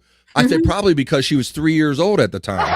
Yeah. He thinks that his celebrity has made it to these generations of younger girls. So it's He's not that we hate him. relevant to people that age anymore. But he thinks he is, and that's what's funny, Chuck. It's not that we hate him. It's that he thinks that this girl should have been impressed about I'm a celebrity, get me off of this island or get me out of here, and comparing it to Survivor. And you know that he's going to do it. As soon as somebody brings up something, "Oh, well, I did this, you did this, I did this, you did this." He's just that guy. And it's funny when you can call it out and you know exactly what he's going to say and do because he is so consistent about it. In Gina a says- roundabout way, you can say Shuli is making him more relevant because I wouldn't know as much about him if it wasn't for Uncle Rico. And there is something to be said for that. And Stormy, you've watched many times where Shuli and the boys have invited him and said, "Hey, bro, let's do something together. Like, have a sense of humor about yourself. Realize that when you went out on that carpet, you didn't know everything you were doing. You did great shit, but it's not all you're kind of making it out to be. And you don't always have to one up everybody. He's got no humble gear in him. Right. I humbled you. I've been to heaven, humbled you. I humbled you." I say, the more wrong he does, the better it is. There you go. Jay says, "Hey, Gina Bobina. Hey, Gina Bobina. What's up? I'm Gina Bobina. Chad ended. Ha! Look at that. We wore him down. Chad ended. They're making fun of me on Coffee and Pods. Jakey, Bobakey, Fanana, Folk 50. There you go. That's all right. How you doing today, sweetheart? Uh-oh. Uh-oh. John's inspirational. If he can do it, that's a good point of view. I like that. Yeah. If John can do something, I can do anything. Oh, we have a status report. Wait a minute. I got a little breaking news right here. Let me cue up some breaking news, and I'll share the breaking news with you. Here we go. Play, damn it. It disconnected. Anyway, here's the breaking news right here. Oops. I let my battery go, dude. Uh-oh. Wah, wah, wah. All right. I'll just say goodbye from here. All right, Scott. Well, it was nice having Scott Fitzpatrick. And, bro, it was nice meeting you live in person. It is a whole different dynamic when I've only got to know you guys being on screen, and meeting you in person was a lot of fun, dude. And I don't know who's coming where, doing what, but I'm hopeful that everybody can come everywhere. So the next live event is the Uncle Rico in Pottstown, PA. And I just hope that I hope as many people as possible can make it, because I'm going to be looking for photos with everybody. And there, I'm going to run some information down the bottom on the Uncle Rico show. If you do want to go to it, there's all the information that I copy and pasted right off of the site. So it should be all nice and accurate. You get your tickets at souljoels.com/shop/tickets. It's May 13th, 2023. It's on a Saturday, so you can make it. You still got a day to travel back home. Let's see. Hopefully. Let's see. Brian Clutter says, and if he is interviewing a woman, he will usually talk about, It's sex. crazy. And bro, the one day he did the show with the woman, I said, if he gets any closer to the camera, he's going to go through the freaking screen. He had that, what was it, that doctor, that Leanna Wynn or whatever. She was very attractive. And boy, he couldn't get close enough to that screen. And when they freeze on the creepy looks on these women's faces, when he gets overly sexual or look at Stormy, or says something outlandish. Yeah, it's creepy. I'm a dude, Stormy, and it creeps me out. So I know it should creep women out. It's crazy.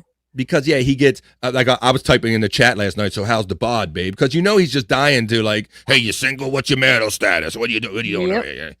He thinks that everybody knows he's a celebrity and they're hot for him. I just love the delusions of grandeur. So yeah, he gets up on such a lack of self-awareness, right, KB? And even if you don't know who Stuttering John is, the utter you can see the lack of self-awareness, and it makes him interesting. He might not want to play on it and be interesting for those reasons, but it does make him interesting. Much like the Chad stuff, some of the Chad stuff. You might not like it all, but it's part of what makes him interesting.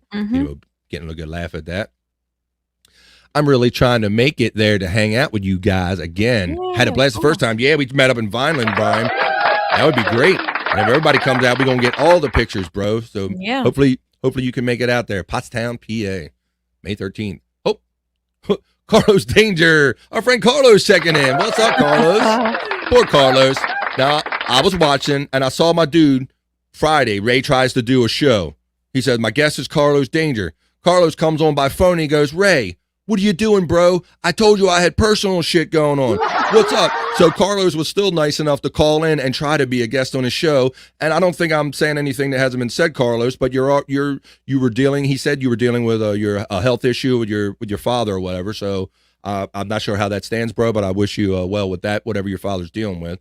But I just thought it was funny that here Ray, he said, I told you, Ray, that my father's having a health problem and I'm not going to be available. And Ray, oblivious, like anything else we've talked about, this man, how can you confide and tell you my father's having a problem and you're going to still ask him to come on your show? It's just funny. Let's see. No, Ray just gets it. I don't understand sometimes. It's like no filter from his brain to his mouth sometimes, but he's so nice about it at the same time. It's hard to get mad about it. Yeah, because he's so oblivious. You don't think he's doing anything on purpose. You're like, Ray's just oblivious. He didn't know it was inappropriate to ask somebody to come on when their father's having a health issue. Like, I hope that's what it was. I don't know, but shout out Carlos Danger. Let's see. Got a comment here. Oh, he says, dealing with a middle-aged son. Dealing with a middle-aged son who watches too many podcasts and dying of embarrassment. Oh, shit, bro. Well, I wish you well, Deborah. It's great to have a sense of humor with that when you're dealing with something, because I know that gets me through a lot of times, and I try to make things light when they're kind of too heavy, bro. But I wish you peace with that. I know you said you were doing something, but hopefully it's not what you make it out to be, not embarrassing doing these podcasts. But Scott Fitzpatrick says Ray is as cool as the other side of the pillow. There you go. You ain't gonna get Scott to say anything about Ray, especially now since he gave him a free download for his Dry Bar special. He's always been a Ray fan, though. I think since he figured him out and was introduced to him. He was. Scott would always say, am I the only one that's like a Chad fan or a Ray fan? And it's so funny. He's fans of both of them. Exactly. So, like I said, we take all comers here. We don't care if you don't have to like what we like or what have you. Everybody likes certain things about people and dislikes certain things about people, but it's all fun in the scope of things because I don't take any of it serious. I might comment that I'm not the biggest Aaron fan or biggest fan of this or that one, but I put it all in the whole context that it's all podcasting, and I'm not going to like get myself all cranked up about it. But it is fun to like have opinions about it and talk about what you like or what you dislike about certain parts of this stuff. Yeah, definitely. Gina Bobina with the hearts. Well, we still got 19 people with us here live on Monday, episode 15 of Coffee and Pod, Stormy. So, yes, as we always tend to do, Carlos, he doesn't like this, bro. Retards unite! Retards unite! That's funny. 100. Thank you, Gina Bobina. Retards unite. Yeah, he don't particularly care for that one. But and bro, that's the worst mistake you can make is to point out like what you don't like. Like, please don't ever say this because everyone is going to say exactly that. Yeah. Ooh.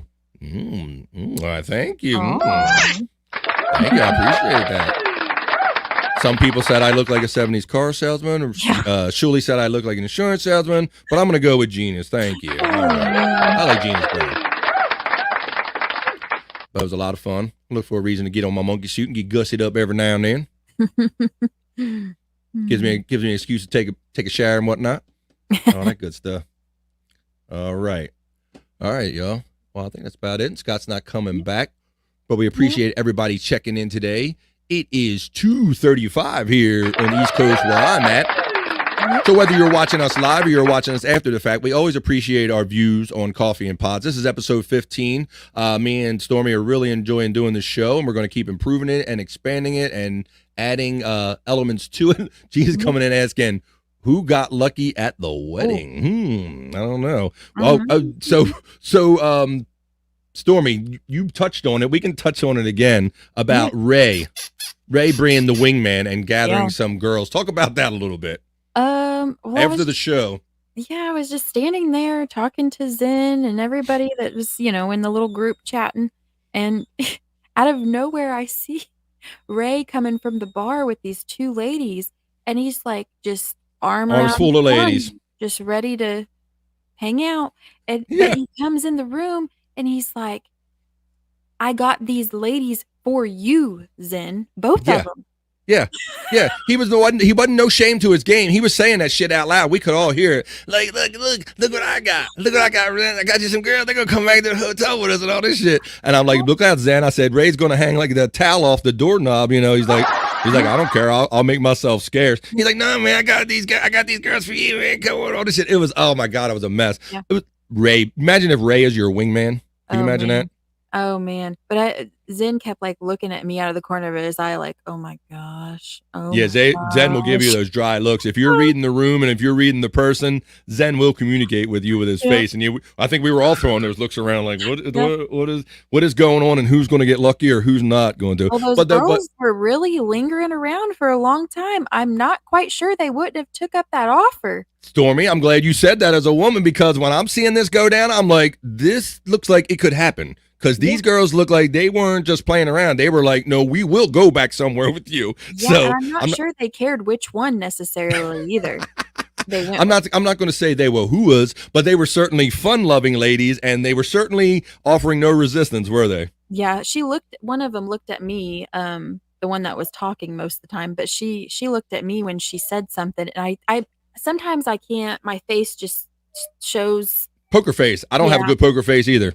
I can't help it. So I was like in shock, and she looked at me and she was like, I'm just kidding. And I was thinking, no, you're not. No. Oh no. Because like they were lingering, like even after you weren't sure if they were, let's see. I want to see that. I don't know. There might've been some pictures of them in like the background or two of these pictures. And look, they were nice. They were fun-loving girls. They weren't like overly sloppily drunk. I'm not going to like crack on them, but they were good time girls. They looked like that they were out for. They loved the show. They were eating it up, and they looked like that they would have kept having a good time if I had to guess. So I'm glad that you said the same thing, because that's the exact impression I got. Because sometimes guys can just think, well, this girl's laughing at me. Yeah, I think she's coming on to me, or she made direct eye contact, so that means she wants to fuck me. But no, I mean, these girls were actually into it. They were. I'll let Stormy answer this one, and I'll have a little comment. Way that you can hold yourself as a female that kind of almost cues other females around you to let them know what you're after in that moment. Like I could pick up what they were doing. Well, I'm glad. I'm glad to hear a female point of view, because I'm looking at these two and I'm like, I don't think this would be a hard transaction to complete. I think this could happen. So, yeah, there's a difference in having conversations with somebody and then talking about going to their room. I mean, that's an obvious. And they weren't like, oh, we'll go back to your room. They were like, no, we'll go back to your room. And they seemed like they meant that shit. Were they attractive? Let me put it this way. If I was a man, I wouldn't. Ooh, very interesting. I'm glad you're making all these answers, so I ain't got to come off as sexist or ignorant. Oh, my goodness. But that doesn't mean they're not attractive to somebody else, just not me. Yeah, I mean, they weren't ugly. They weren't like, you know. Right. They weren't dog ass ugly, and they weren't like overly done up, dressed to the nines. They look like plain Jane, just naturally, hanging out, and they weren't. They were cute girls, and I'm sure both of them has had worse. Yeah. Let's see. I don't know if we can point them out in the background of these pictures. I haven't had time to really examine them, but I thought I showed. I never noticed if they were in there or not. But they were nice ladies. They just weren't there to talk to me. That's for sure. Yes, they were nice and they were fun and they were very forward. And I thought it could have, like he said, the whoas. I said they weren't whoas. A little comedy club whoas. Yeah, and I can't see them just playing around with as flirtatious as they were. Yeah, but I don't know. I'd be questioning anything that Ray DeVito brings me back, and he's got his arm around. I don't know. I'm questioning that shit. He's ready to give them both to Zen. And I need Zen looks at me. He's like, And I'm like, well, Dad has an extra bed in his room, Yeah, Zen had that look of like when a dog brings something animal back and you want no parts of it. And he's like, what did you bring this back for? Like, what am I supposed to do with this dog? Yep. And without thinking, I'm like, well, technically I have an extra bed in my room too. And my husband looks at me and he goes, no. I went over and told your dad what you said. I said, she's over there telling them girls that you got an extra bed in your room. He's like, what? Here's it. Scott's got it perfect. This is what they was chuckle fuckers. That's funny. I can't put it no better than that, Gina and ladies. So that's if you wanted to know, they was chuckle fuckers. They were just fun loving girls. Let's see. They even went outside with us after and lingered around outside on the patio area for a little while, or porch, whatever it was. And yes, they were. They seemed they were DTF when they was like. I mean, I don't see them being able to reel that back in and saying they weren't. Honestly. Mm-hmm. Without upsetting somebody. Yeah. They was chuckle muckers. Yeah, they was mucking, hoping it would turn into the fucking, I think. But yeah. So good old It was so funny though to watch Ray just like doing that, and Zen's face. It was just hilarious. He's like, no. Yeah, like I said, it's like the dog that brought back something that you didn't want at all. That's the look that Zen had on his face. All these stories make me want to hang out with Ray more. See, that's what funny. I mean. Scott's trying to tell you that Ray is a funny guy. It's funny, but it amazed me that he just come in there with two ladies just for him, arm in arm, one on each arm. He had it. Not for him. He wasn't even looking for himself. He was proclaiming it. Zen, look what I got for you. I got some girls for you. Like he's proclaiming it, and they're not exactly shying away from it. It was funny. It was totally hysterical. Totally hysterical. Oh, Let me see. So funny. Love her. Boom. Got the smile. I'm glad Gina's killing it, Stormy. Yeah, she is. Killy Stormy. Yeah, Killy Stormy. I said it backwards. Stormy is killing it, and she's a great friend. Gotten to know, and it was great meeting in person. And I love what she's bringing to the show with all these videos, because it really help, and the pictures and all, because it just really makes the show better. So yeah, Stormy is it's awesome. In fact killing it. Thank you. It was a fun experience. It was. And I think we've all been there, like hanging out at a bar or out at a party or something, and you've seen those types of people hanging out before. Maybe you've been those types of people. I don't know. But it's just funny. It was. So, so hopefully we gave you guys a good picture of the whole experience without giving up too much Chris's details of his wedding and all, because it's all out there, on Facebook. But it was a great time, because I'm kind of leery about sharing people's like wedding photos and memories before they're kind of doing it. So I was worried about towing that line, but I know Chris is a great guy, and all the stuff that I'm sharing with you is already out there on Facebook today. So we're just adding the story. So we hope you really like the point of view that we're giving you about this show, because we realize that a lot of you weren't even in 8 hours driving distance or 5 hours like myself, and maybe can't make it. And I know as a fan myself, I would want to, hey, what's going on there? Like, what's really the vibe of the room and what happened that night? So hopefully this helped you guys out, gave you a sense of the night and the weekend and what it was, with even though you couldn't be there. And I'm looking forward to going up to Pottstown and doing much of the same. And because I think Pottstown, when they were up in Rochester, that's what I liked about Bedabbler. Shout out Bedabbler, because I wasn't overly familiar with Bedabbler, but he was up at the show, and right after they did their live shit, Bedabbler went live himself and was backstage and hanging out with the guys and had them on the phone. And I really enjoyed that, and I appreciated that, because I needed more. Even though that live stuff was over in Rochester, I'm like, I want more. And so I like that. So hopefully maybe there'll be an opportunity to bring you that I want more feel from Pottstown. And maybe I can see if I can talk to the fellows and maybe like see if it's okay to let you guys know every now and then what's going on up there, because I'll definitely be up there. Yeah, that would be awesome. I think that people would enjoy that, and I don't want to jinx it, but so far I might. It's looking positive for me being there. That's why I want to jinx it, and I don't want to get my hopes up. But I know that you've alluded to the fact that you might try to make it, so I'm just gonna wait and see you tell me the news one way or the other. Yeah. So let's shortly after Ray did all that. That's when he looked at your wife and called her my mom. I'm like, no. Oh my God, that he don't know. You could tell him, you could give him an ID card and have a placard on and he would still call you the wrong shit. But he's looking at me at one point asking where Stormy is. I'm just like, oh gosh.